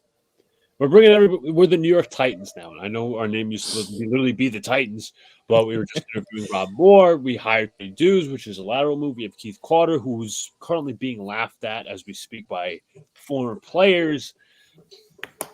But Luca, you know what? I don't know if you were in that space, but a Jet fan made a really good point on there. Like, when it comes to Woody and the head coaching position of the New York Jets, considering he will not hire any established head coach, it's now being viewed that he views the head coaching job for us as entry level. And what I mean by that is he only hires the hot-handed coordinator because he doesn't want to open the bag up for somebody established. Like, you saw my tweets online, ever since the season ended. I've been preaching Jim Harbaugh, I feel like, for a decade now. He was never coming here. Bruce Arians isn't coming here. And I don't care all these phony baloney stories that Boyd Green and whatnot put out there that Bill Belichick would right the ship and come back here. That will never happen. No, you know what I mean? Sal Licata brought that up, Vinny, on WFAN a few days ago. I wanted to take my car and drive it into the wall. Yeah, never gonna drive it into him. If he didn't, I'd gladly run that son of a bitch over. But that's the thing I can't stand about Woody is like historically speaking, the 20 years he's owned this team, he's more prone to hire these defensive guys and then to excite the fan base. He drafts a quarterback and then he tells the defensive guy who's learning on the job how to be a head coach. Oh, and while you're at it, please develop this quarterback that we just drafted, even though you want nothing to do with the offense. And unfortunately, it doesn't make a difference who's coaching, because even if he had Harbaugh here, he would call the shots when he wanted to. That's true.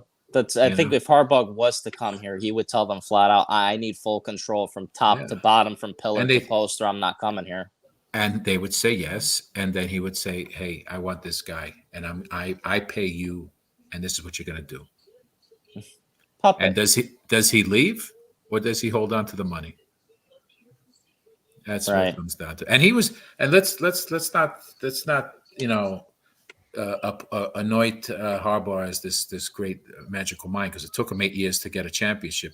But he wasn't leaving Michigan until they told him, we're not going to give you immunity on what's going to happen with the NCAA.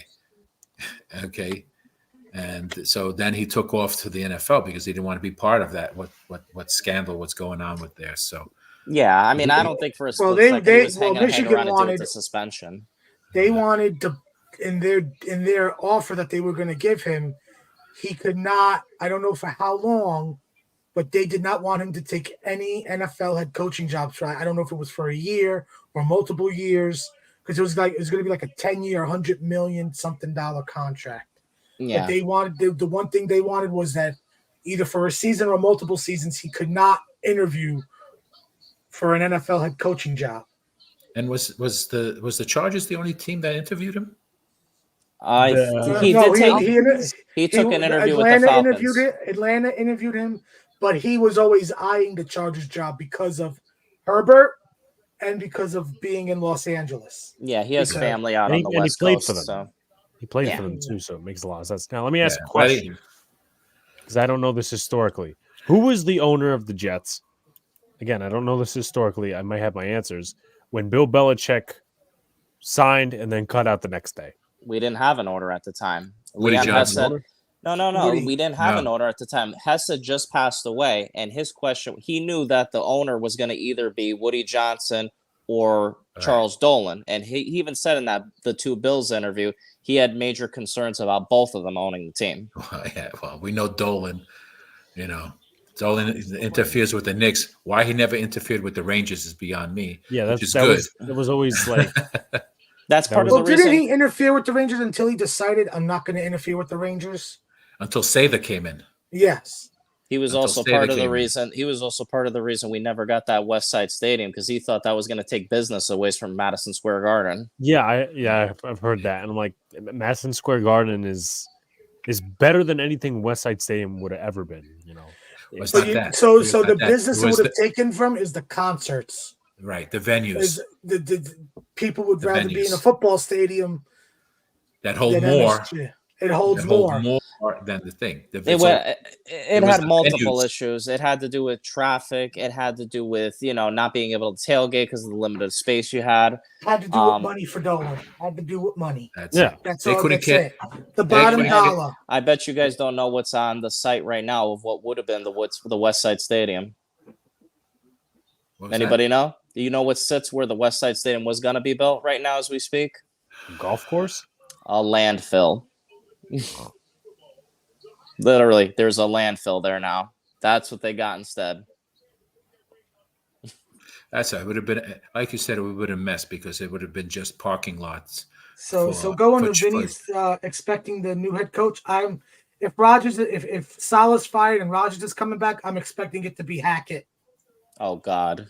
The thing I brought that up last year. I've been bringing that up all the time. I remember you saying that with Joe. I remember you saying that, but that's the thing. If Rodgers comes back for 25, I think they just keep running it back and running until they wipe the slate clean. Because then when we have no quarterback anymore and nobody that wants to coach this team, this is not going to be a desirable job to take. Who's going to come here for a full-blown rebuild? And you probably won't lose enough to have a low draft pick. No, we never have, dude. Not only that, you don't know if he's coming in 2025 if it's a shitty year. Isn't that amazing with this franchise offering 13 years without the playoffs, the longest drought in the league and in North American sports, but in the 13 years, we haven't sucked enough to be number one overall? Like, how is that possible? We're number 2. Yeah, look how that worked out. Yeah. But case in point, look at Cleveland. The Browns. They haven't done anything. Except give Deshaun Watson a fully guaranteed contract. Well, that's got to be one of the ugliest deals that'll go down in the history of professional football. And look how it set up the Texans. Yeah, Texans are thanking them as we speak. Just think about this: the 2017 draft, the Chicago Bears get the most shit for taking Trubisky, but the Cleveland Browns took Myles Garrett number 1. They don't get shit for passing on Mahomes. San Francisco 49ers, Solomon Thomas, trading from 2 down to 3. And taking Solomon Thomas, a rotational defensive lineman, and passing on Mahomes. The whole top 9 teams in that draft should get shitted on, not just the Bears. But they're and not New who York. also deserve shit? The Buffalo Bills, because they had the 10th pick in the draft, and they traded away Patrick Mahomes. Now, you could say, okay, they got Josh Allen, but look what at all about the shit us? that Mahomes has done. Oh, Jamal Adams. We took Jamal Adams over him, and the reason why was Mike McCagnon was quoted as saying he never thought Patrick Mahomes was going to be a franchise quarterback. They were tanking that season because he already had his eyes on Darnold. He had his eyes And on Hackenberg. the 2018 draft. And Hackenberg. Oh, God. Second round pick that never got to play. Yeah. Did you ever hear that story? You know what our 2 picks were that year? Jamal Adams and friggin' Marcus May. Did you ever hear that story when they traded Christian Hackenberg to Oakland? Like, Gruden wanted him desperately. We sent him there for a conditional 7th. They said his first day in practice, his first 10 passes were all picked off. Christ. Yeah. Day 1. You want to hear something? I've been thinking about this, right? Because, like, they're going to need a running back, the Jets. Now, obviously, they're not going to. Woody Johnson, mark my words, because he's going to love this story. I know where you're going with this. Get ready. Saquon Barkley and Breece Hall is our running back tandem next season. I'm wrong. I disagree. I'll tell you where we're going with this. To sell tickets, camaraderie with the guys that we're bringing in from Tennessee. Don't be surprised they call up Derrick Henry. No, it's not going to be Derrick Henry. It's going to be Saquon. You know why? Saquon grew up a Jets fan. His father's a Jets fan. Woody's going to love that narrative. He's not going to want Derrick Henry. He wants the narrative of bringing in a Jet fan. Yeah, how'd that work out with Jeremy Ruckert? He's great. Yeah, but that's on our coaching staff. No, I know. It's just he's Woody. damaged. He's going to see Saquon Barkley, Dizzle. But hold on a second. Jet fan growing up. His father's a Jets fan still. I see him to the Raiders, though. Oh. Saquon. Josh Jacobs. They'll bring back Josh Jacobs. They didn't extend him. He's RB2 at this point in his career. He's but they'll bring him back. I was going to say on Vinny's angle, Derrick Henry, it wouldn't be the first time we picked up a old Tennessee running back. Does anyone remember? Chris Johnson? Yes, exactly. CJ2K. Yep. And the year that we brought him in, the Ravens went to the Super Bowl. And I remember he chose the Jets over the Ravens. And he was like, what the hell was I thinking? I think they actually brought him in 2014, if I'm not mistaken. That was like 2 years after the Ravens went to the Super Bowl. He was the darling signing of John Idzik's tenure. He brought in Chris Johnson. Unfucking by the way, congratulations to San Francisco, Kyle Shanahan. Right now, so far, you've proven me wrong. It's 2-31. Right? Who? When Kyle Shanahan's record in the fourth quarter when he's trailing by 3+ points, they ain't winning that game. He's 1-31. When they're down by 8+ points or more, he was 0-37. What do you think's the line's going to be on the Super Bowl? I could check right now. It's got to be out by now. I'll check FanDuel. Give me 2.5. I go 3. I'm going to say 3.5. 4.5 in favor of KC. 3.5. Actually, it is San Francisco favored by 1.5. Favored? San Francisco. I might have to lock that in right now. There's no way they're winning that game. I would take KC on the money line big if that's the case. Right now, Getting what? Casey's They're money giving them line half? is plus 102. Holy, is that draft? Why is the Armand, is FanDuel. that draft? Is that draft? FanDuel. FanDuel. I could check DraftKings. Give me 1 second. Can people at the Empire State Building stop congratulating other teams? They're not lighting up the friggin' Empire State Building because of the 49ers. Who cares? Well, I Because mean, they get paid, I mean the The green NFL lights probably haven't been pays used them in to do so that. long; they probably don't work anymore. Well, they did use it for the Eagles, but yes. I know to what your a. point. I'm not even a Giants fan, but I get. I mean, that was offensive beyond belief. Clowns. Okay, DraftKings has San Francisco favored by 2. Oh Money my line god! for Kansas City is plus 100. There you go. Oh, yeah, Two- it was- two- I was just looking on Twitter, and I come up upon the Mentalist that you guys had in. Oh yeah. Well, he got half the Super Bowl, right? Yeah. Oh, he said what? San Francisco and the Jets? Yep. He said, but he said that we would win. 31-21. Now, just imagine if that's the final score. Kansas City wins 31-21. Oh, Yeah, but it's very much Jesus, man. possible that he had a Chiefs logo under the Jets logo. Dude, it's a magic trick. It's obviously not real. He should have been the coach. We could have used some magic tricks. That's making Kansas City the underdog is more fuel to the fire for Patrick Mahomes. Everybody said, let's see how he does in his first road playoff game. What did he do? He won. Everybody been doubting them all season because their wide receivers dropped a lot of passes, especially Kadarius. Clown bitching and Darius moaning on Tony. Instagram, Tony. Clown Darius Tony. The Ravens didn't show up today. I can tell you that they played like hard. Like Oh, shit. they looked completely unprepared. Unprepared. That's- I mean, that's- for a John that's Harbaugh mostly on team, the that's coaching. inexcusable.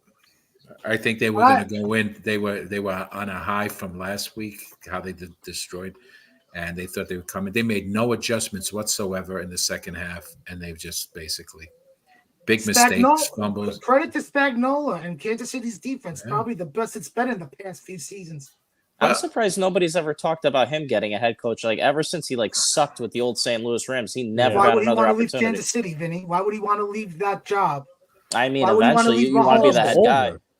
He's Yeah, like- but think about this. He could get promoted to head coach if Andy Reid leaves. Whenever Andy Reid leaves Was he ever a head coach? Yeah, with the- with Rams, St. he wasn't Louis. very good. with the Rams, he wasn't good. Sometimes you're just good at one as a coordinator than anything else. We interviewed him Oh. at one point to be the head coach of the Jets when he was the DC with the Giants. That I remember because there was a headline in the New York Post about it. Who ended up getting the job then? That could have He had been like, 2 stints. That's He a had good question. 2015 to 20. It must have What- not been there too long because we can't remember who it was. No, when did he? When was it? I could figure this out. When was he the coach of the Rams? Somebody look that up. it was It was like like 2000. first of all, let me say this 2000 for the record. He had 2 tenures with the Giants. Am I right, Alex? Yeah, 2009, 2011 is when he was a coach of the Rams. After winning the Super Bowl, 2000. So then when we ended up picking Rex. that's probably it then. Yeah. Because what was it? 2000. So, Yeah, so he was 2007. replacing Mangini. Yes. Because Rex came after Mangini. I remember that. Yes, because Woody wasn't happy. Get The fact- replaced excuse with me. the Rams with Fisher. What's that? Didn't Spagnuolo when he got fired by the Rams? It was Jeff Fisher that went in. Yep. Yeah. Oh, real genius. Real genius, that guy. He's Chose another one that Jared kept getting Goff. jobs that I never understood. He was such a bad coach for years. He came out of. Did he come out of the Houston? No, yeah, he was part of it. Well, I think he's still coaching in like one of them independent football leagues, right? The UFL.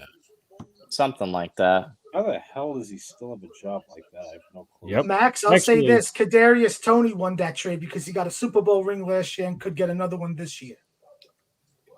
I don't know about that. I mean, I get Armin's sentiment, but like as a I'm not player, saying the Chiefs won that deal. I'm saying last year as a player, he kind of won because he got a Super well, yeah, Bowl he ring. he put them in prime position to score that touchdown with that punt return, but his NFL years are getting to a slim Fast none. He's a chief advisor of the Nashville Cats.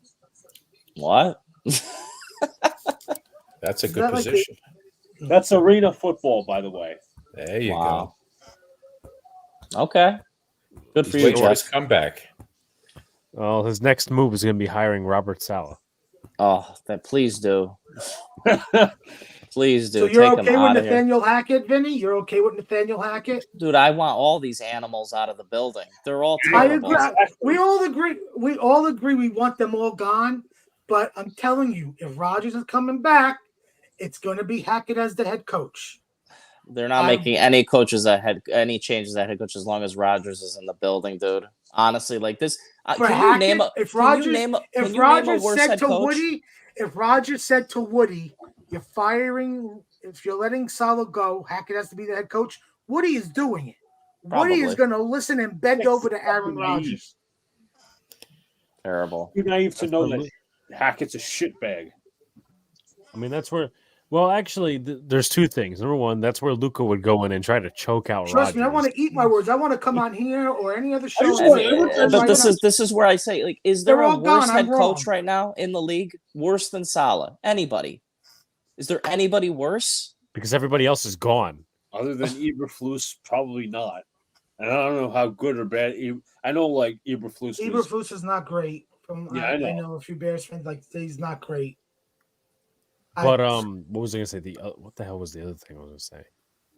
I still don't know how Mike Vrabel gets Well, fired. I think the Bears should not just trade Justin Fields, but they should consider based on where they trade down from. No. They could keep Justin Fields. It's okay. It's okay. Let us trade up to one. It's okay. No, I think they should trade from both. They should trade Justin Fields and trade down from number one, and take a quarterback. Get double the haul. Alex, hear me out. I know you're a Giant fan. Just you want to stay away from the USC QBs. None of them are good. Speaking from experience, there's been yes, I'm familiar with the Mark Sanchez's and the Sam Darnolds of the world, but the Carson Palmers, the Matt Leiners, the Matt Castles. I think Carson Palmer is the best quarterback out of USC out of all those guys. If you had to rank those, quarterbacks based on what they did in the NFL, it's Carson Palmer 1, Mark Sanchez is number 2, Matt and then Leinart, flip Matt flop Sam Castle. Darnold, Matt Leinart. yeah. Also, the other thing was Matt Castle's number 3. Matt Castle's number 3 because he got the bag. The thing I saw on Twitter, he got paid by KC and shit the bed. exactly. The thing I saw on Twitter among Jeff fans, and Vinny's probably seen this as well, and I told Luca about it, is everybody's now glorified or getting their getting very happy that James Campen is no longer the O-line coach in Carolina because he was the Green Bay O-line coach, and they want him to come over. The guy who was part of the worst team in the league this year. Yes. That's how you make our team better. Oh, that's great. Like they haven't learned anything. That all these assholes from Green Bay are no good. They're all garbage that they brought here. Like the only one we didn't get to see was Rodgers himself, but Billy Turner, Alan Lazard, Randall Cobb, all of them. Ready for Nate David Hackett. Bakhtiari. No, and we know. No, you don't need to say it twice, Armin. We know he's coming here. It's not a secret. Now, if you brought him here and had other offensive linemen here with him, where he's like fighting for a starting spot, but like he becomes a backup, I'm okay with it. But if that's you're just not going to give him a happen. start- I know it's not going to happen. It's all Rodgers. Dude, It's all this. they're going to bring it. Bakhtiari's going to be our starting left tackle, and I think they're going to take Brock Bowers at 10 if he's there. Yes. I'm not denying the talent. And then you know who's right tackle? Carter Warren. Oh Jesus! They might as well then. Look how depressed you guys get. So the cynical. If they want Brock Bowers, I got an idea. Call up Denver, Cortland Sutton, and pick 12 for pick 10, and take Bowers at 12. What's preventing them from taking Bowers at 10? Because they need a fucking quarterback after him. They're going to be ballsy and cut Russell Wilson.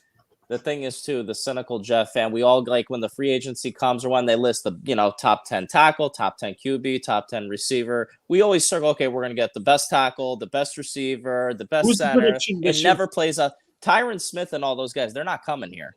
It's not happening. Along Vinny's point, who's the prediction this year? You guys, I think we should make this a thing before free agency. One player the Jets want to sign, or we want to sign, or the Jets are going to get in negotiations with, and he becomes an almost Jet. Calais Campbell was that last year. Jake Brennan was that last year. Tyreek Hill was that the year before. We have the list of almost Jets. I got one. I got him. Calvin Ridley. Yeah. Yep. I got a better one. Because there's been the reports that they tried to trade for him at the trade deadline. T. Higgins. Supposedly they tried to trade for him at the trade deadline. They wanted him badly. Shout out to Pete and his Niners. I'm going to say T. Higgins is going to be the guy they go for, but T. Higgins goes to a team. I know I could say Kansas City, but I don't know what Mahomes' next contract's going to look like because he's going to restructure his thing or get a new deal.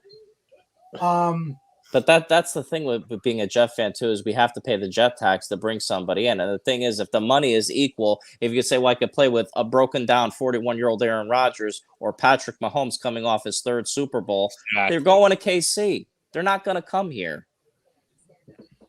Exactly. If I had to choose the team that T. Higgins would go to, I'm going to say Houston. I'm going to take a shot. The number one team with cap space, the Washington Commanders, to pair him with Terry McLaurin. They're losing Curtis Samuel. I could see Jahan Dotson either being traded or a cap casualty. He's going to go where the most money is. Oh, yeah. Absolutely. Yeah. He wants it. Doesn't make a difference who it like is. Leonard The Houston Texans. They have top 5 cap space. I just said the Houston Texans. But real quickly, shout out for Chris. He didn't have to super chat us, so appreciate $5. The KC linebacker coach Brendan Daly established himself as a possibility for the Giants defensive coordinator job with how the defense played against Baltimore. Yeah, I mean, he's got a New England connection to Dable, but I would like Denard Wilson, who was a former Jet defensive coach, actually, believe it or not. And then also he went on to the Eagles, and he's with Baltimore. Very true. Luca, who's your almost Jet? You were saying, Vinny? I was going to just say I'm going to head up, though. So thanks for having me on, as always. If I don't see you guys between then, enjoy the Super Bowl. Of course. Later, Vinny. Later. Good night, Vinny. We're gonna wrap up shortly, but Luca, who's your almost Jet? Shit. I'm gonna go bold, and I'm gonna say Mike Onwenu, the guy from New England. You think the Jets are gonna make a big play for him? Attempt, try, and they'll swing and a miss. He's a right tackle, right? He could play what, tackle and guard, Alex? Yeah, he can play both. Yeah, so I can't say. It's not like he's going to be overly touted. I mean, they could probably end up getting him, pay him a little more than anyone else. So what do you get fill that agency list of? Let me see. Fill that position. Free agency list. I have an idea. What's that? You'll see. Guess what Alex will do. Oh boy. Yeah, guess what I will do. Oh God.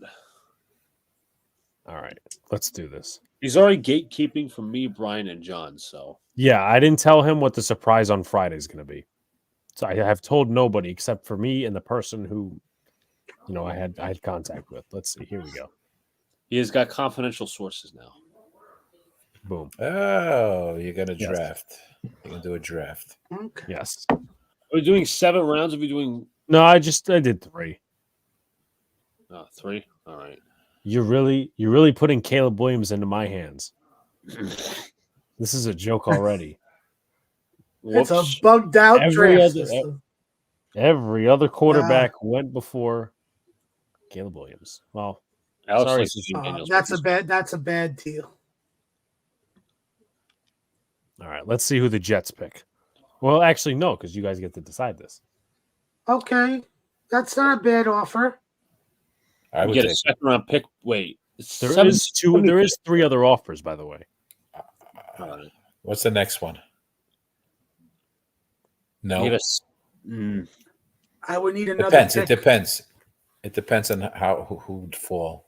Nah, they have enough. I'm people. not doing that one. I'd have to get another. I'd have to get a first round pick for them. I don't Oh, have I'd take that one in a heartbeat. See, next year- I would do that one. 16, 150, and next year's first to have two first round picks the following season. But here's that would be thing. my thing, or stick at 10. That would be the thing if you're not playing to win now. Yeah, absolutely. Right? All right, because you have an established team, and now you're looking true. to just they're looking to.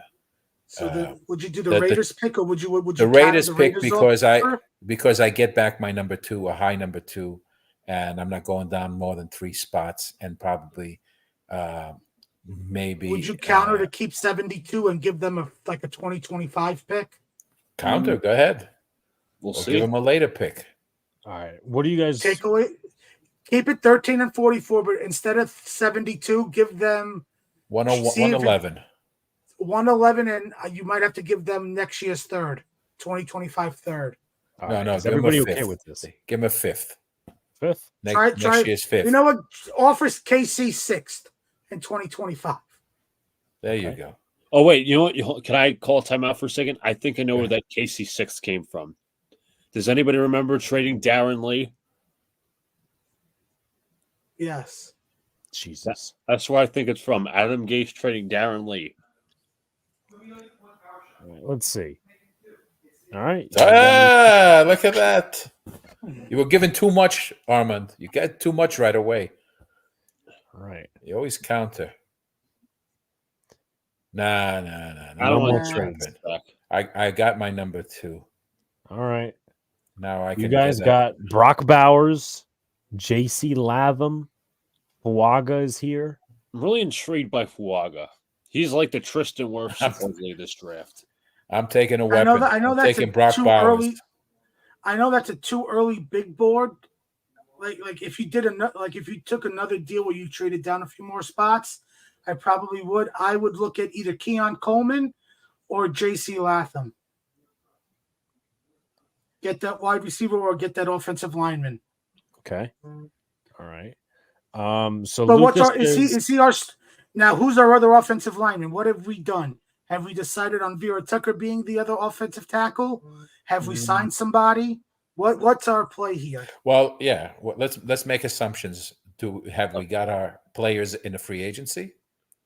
Have we solidified 2 players in free agency? Did we prioritize offensive? Did we prioritize a wide receiver in free agency, or did we prioritize the offensive line? And what do we do with Vera Tucker? I think Vera Tucker is going to be on the right side. I think he's going to play guard. I don't think the Jets want to mess with him playing tackle, shifting him back and forth. He'd be a good tackle, but I don't think they want to mess with that again. So he'll play right guard. You have Tippmann at center. Tomlinson's a maybe that they either could sign a left guard like a Connor Williams. I mean, again, as I mentioned, you cut Laken Tomlinson. You want to get the proper cap savings and all that shit. You got to do it post first. Speaking of Laken Tomlinson, I don't know, Luca Afram, if you watched Tyson and Ryan's live stream from a few days ago. Yeah.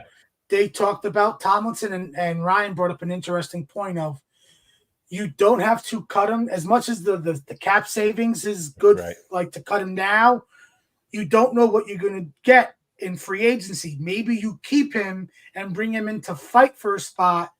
Exactly. Then you cut him into camp in August, and if he doesn't make it, you can trade him or cut him, and at least you'll have cap space for during the season if you have to make a move. Right. You were absolutely right. That's crediting Ryan. No, was it Ryan? It was Ryan from Jets 24. Yeah. They also mentioned, and I would make a good point, is if you go after and you get the right tackle from the Patriots, you move Vera Tucker to left tackle, you move Tippmann to guard because they say they're going to probably re-sign on a 1-year deal McGovern. He plays center again. And basically get another guard to maybe compete with. I'd rather keep Tippmann at center. And if I'm going to bring back McGovern, I talked to him about maybe him going to guard. That's fine. So now you have you have guys that can play. But here's another offensive lineman I like to bring up because I don't think he's going to be on the team that he's with now. The Cincinnati Bengals, Jonah Williams. Remember, they signed Orlando Brown. He took his spot last year. They moved him to right tackle. He could be the guy they prioritize for right tackle. Right. So let's say we have addressed offensive line free agency. Who we're taking now? I would take the tight end. I take Keon Coleman. I'm actually going to go with that from here because Bowers is the tight end 1. Keon Coleman's not wide receiver 1 of this draft. But we're not looking for him to be wide receiver 1. Oh, I know, but we so great about Alan Lazard and Xavier Gibson and Jason Brownlee. No, but I'm sure that let's talk about this real quick. Round 2, you could find a receiver next to Garrett Wilson. Let's be fair about that. We don't you saw all those wide receivers. So what's our tight end room like? Is it Bowers, Ruckert, and Conklin? I live or with is that. It Kuntz? Is it Kuntz at tight end 3, and you're going to go with Bowers and Ruckert? Kuntz is a development player. We know that. Got him late anyway.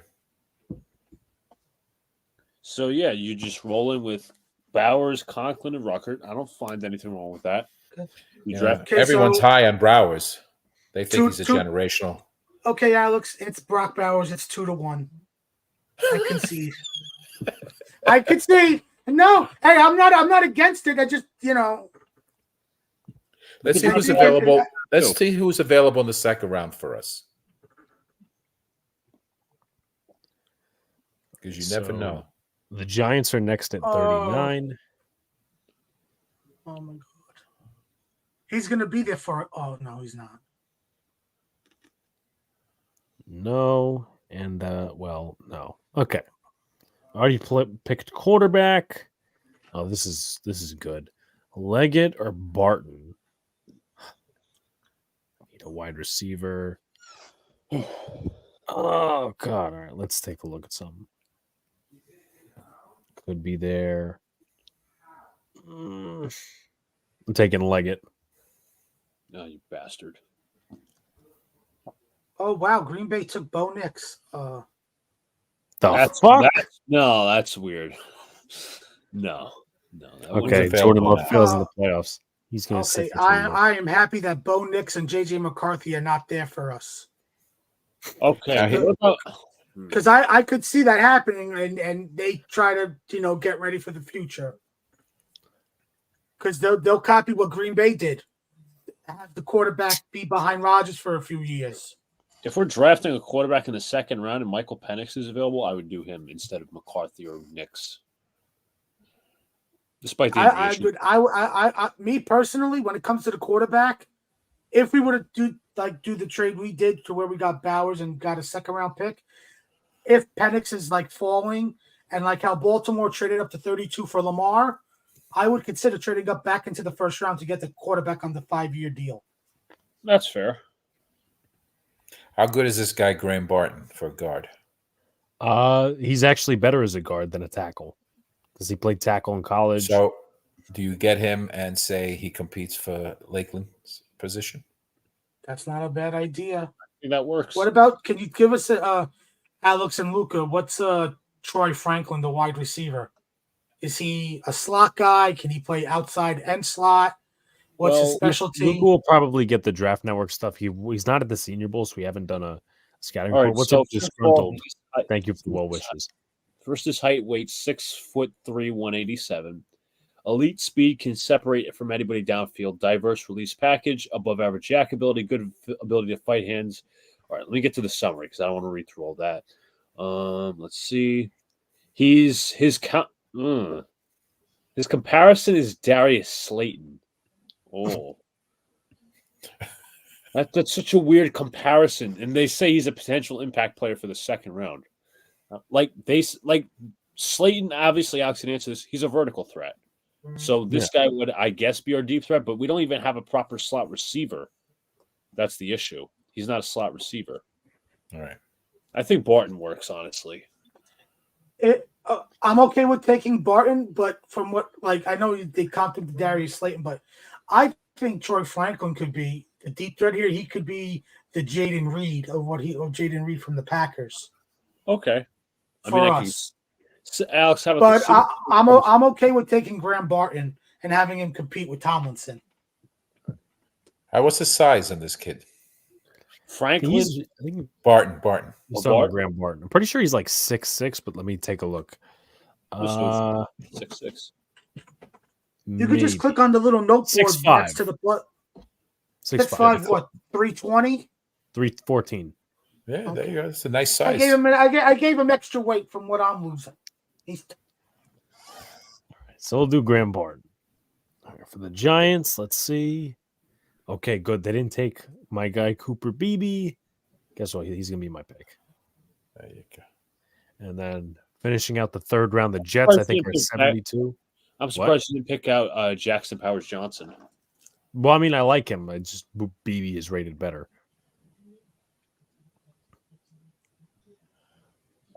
See a lot of names I recognize, obviously. All right, so we're almost at 70. Max says you should have taken a corner. Trust me, I've studied a few corners in this draft. Okay, so we already got guard. Well, let's actually take him up on his offer, shall we? Cornerback. DJ James. These two guys are pretty good. Well, actually, Sandstrill is actually pretty much a steal here. Because he was very productive in the national championship game. James I like. I think he fits more of a zone scheme, and I have a feeling the Giants are going to run that. So I'm going to take DJ James here. I personally did his scouting report, so I know. I'm guessing this is a no. Let's see what the other offer is. That would be two guys in the fourth round, right? Yeah. I don't know about that. Let me check something real quick. I mean, they're calling about the trade offer. Yeah, that's fourth round. That gives us three guys in the fourth round. But this is a 3-round mock, so you'd be trading. No, I'm just saying, yeah. Yeah. Who's left now? Where's need a wide receiver. All right, wide receiver. Johnny Wilson's pretty good. Jalen McMillan. I like McMillan. I like Roman Wilson. So take one of those. I think McMillan's a good one. How is Johnny Wilson from Florida State? Brian actually did his scouting report, and I could pull it up briefly because I've organized it. Johnny Wilson. I think he's on the because we're either going to end up with the Mr. Wilson or the Mac Militant. All right, let's see. Second round projection. Team fits Buffalo, Los Angeles, Minnesota Rams. Run and shoot, pro style spread offense. Strengths: ability to catch a ball in heavy coverage situations, contested catch player. Levels DBs and linebackers in the open field, deceptively agile, but also weaknesses. Some blocking stuff, can be a little dull and limited in the route tree, can be disrupted in press coverage, and hand technique. But he's still second round grade. I like McMillan personally. That's just my take. I saw McMillan in the bowl game, so it's either him or Roman. I'd go with McMillan. I defer to you guys. I defer to Luca. I don't watch a lot of college except for the bowl games. Listen, Luka, all three, Jalen Polk, McMillan, and Odunze are good. So I'm going to do the Washington receiver and Jalen McMillan. Okay. I would say this: if later on in the fourth round or whatever, if Jalen Polk is there, and even if we took a receiver, he was taken by the Chargers. Thank you, Mr. Killjoy. Look, no one took Johnny Wilson. Still made a good pick. No one's even taken Roman yet. Yeah, I'm just waiting for the time when the guys that we didn't take in the draft and. Everyone's going to say, look how good he is, and why didn't we miss that on him? So we got the Giants draft here. and we got the Jets draft here. But I like it. I like my draft. I mean, I think you Yeah, guys no. like your I'll say draft. it's a B plus, but it ends up as a F in the future because they all bust out and don't get extensions. because it's, I guarantee you, by the time the draft happens, all the guys that we've picked will probably either move up or move back down True. because names change constantly. All of a Senior sudden, Bowl. or Senior Bowl. sadly, they get injured during the Senior Bowl or the Combine or their private work, their workouts, and then they're out for the season. They can't get drafted. And someone makes a stupid move in the draft, and all of a sudden, And screws it guys up. fall. And let's hope for the best. So I'll say this before we round it out for final thoughts. By the way, 4 of the 7 players we drafted combined are Senior Bowl candidates. Well, Senior Bowl players. Max says, I like for the Giants to draft the defensive tackle next to Sexy Dexy. Remember this name, Rook or let me pronounce it correctly before I butcher it live on air. Rook or Horo. Very good. Takes a little pronouncing. I'll take it. I'll say this: the Giants could sign Quentin Jefferson and Al Woods. No. By the way, someone actually recommended Sheldon Rankins for the Giants, but I don't know how that would turn. Isn't he on I a don't think or did he sign a one? He was signed a 1 year actually. he signed a 1-year deal with the Texans, but don't the Giants play a 3-4? I don't think Rankins fits a 3-4 defensive line. No. The Giants could move back, but I'm not saying anything, of course. Yeah, John did a profile on him, actually. It was one of the first profiles he did, so we'll get to watch him down at Bama. But yeah, Rook or Horo. He is, and he's Clemson, too, so he's kind of like Dex. But I guess we can start closing it out for the first live stream in a month and, 10 and days? it's 2024. Yeah, in 2024, too. I'll start with Sir Afram. Looking forward to see what they do. I'm not going to get hype over it. I am just going to take it one day at a time. And, results are the only thing I'm looking for. I'm not going to go, oh, we did this. I'll wait to see what they do with it. That's it. But you got to win. That's all you got to do is win. That's how you you base your career. But let's see what happens. Of course. Afram, it was great as usual having you on. Oh, thank you for having me. I appreciate it. And I guess I mean I don't know if you have the energy at this hour, but I guess your dog misses you. No, he's out with my son. Once he sees him, I'm garbage to him at that point. And I'm second fiddle to him. You're not second fiddle to us. Oh, you're a good man, Armin. You're a good man. I appreciate it. But listen, I'm glad to have you guys back. I look forward to seeing you guys do your streams again. I enjoy them, the way you the play-by-play call. Hopefully, do some hockey ones. Yeah, maybe. Yeah. I know you're good at you do good. You do good for basketball. You're such a hater. Okay. Hey, when you win something, I'll shut up. Is Randall out for a period of time? I heard he got injured.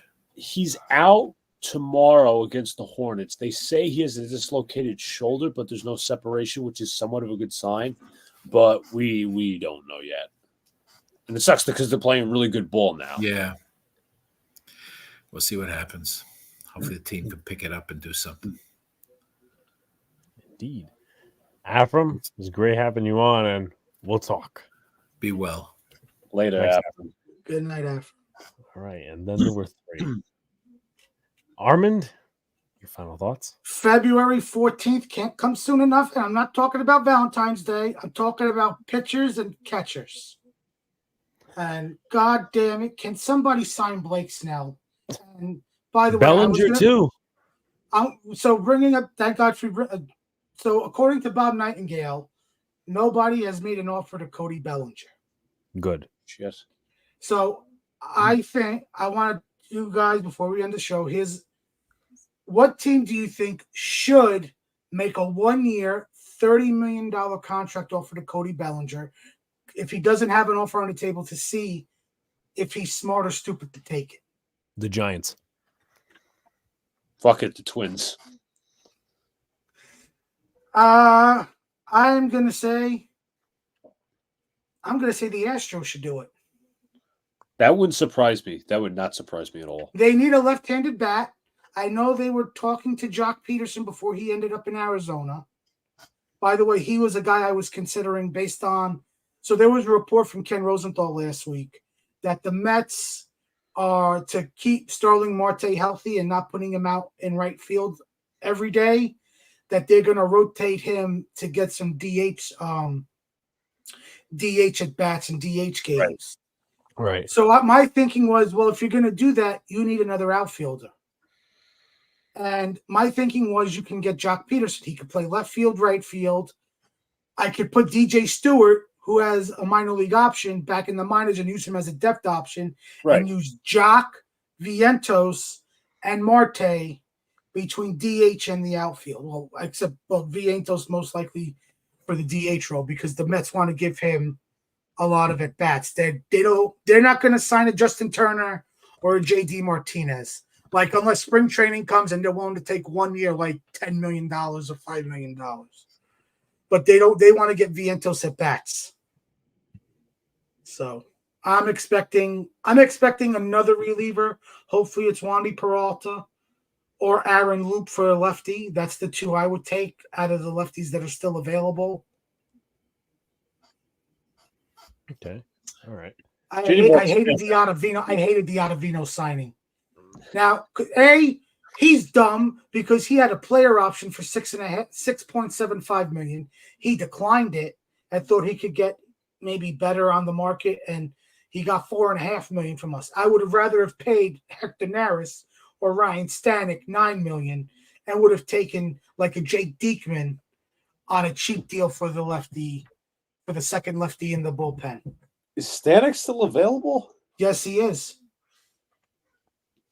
Interesting. I didn't even know he was a free agent. JD Martinez is also still available. Him and Phil Matone from the Astros, the two righty relievers outside of Neris, are still on the market. Neris is with the Cubs now, 1 year, $9 million. But Right. this just shows you how the bullpen market is very inconsistent. I mean, Jordan Hicks, they're moving him to a starter.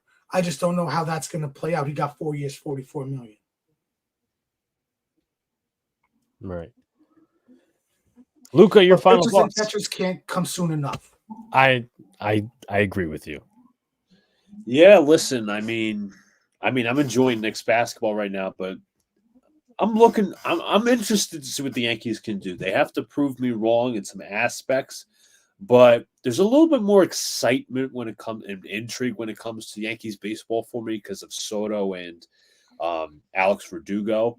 And obviously you want to see if Volpe improves and all that, but it's gonna be fun tomorrow. Obviously, we're going down to Bammer, but I can't wait. But thank you guys all for your kind and well wishes and your constant support. We wouldn't be here without you. Yeah, we're trying to get to 1.9K and then 2,000 eventually. Hopefully, some of the content this week kind of boosts that up. Maybe 1,900 by the end of the week. We'll see, though. Appreciate you guys. I don't think there's going to be any videos tomorrow because we'll be all on the road. Well, in the air, really. And then Tuesday, practice reports, interviews. Wednesday, Thursday, Friday, surprise, and Saturday is going to be it's going to be fun. It's going to be fun. Saturday's the game, by the way. So 3 o'clock, or is it earlier? 12 o'clock. I think it's a 12 o'clock game.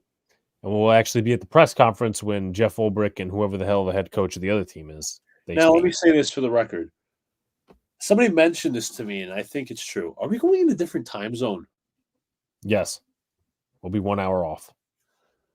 So right now it's 10:44 here. It's 9:44 over there. So, Luca, are you going to behave and be nice to Jeff Ulbrich? I know he's a Jets coach. Somebody said in the spaces, you want to ask Jeff Ulbrich to blitz more. I remember that. But we appreciate you guys. Stick with us this week for all the content. And even when we come back, there's going to be a lot of content too.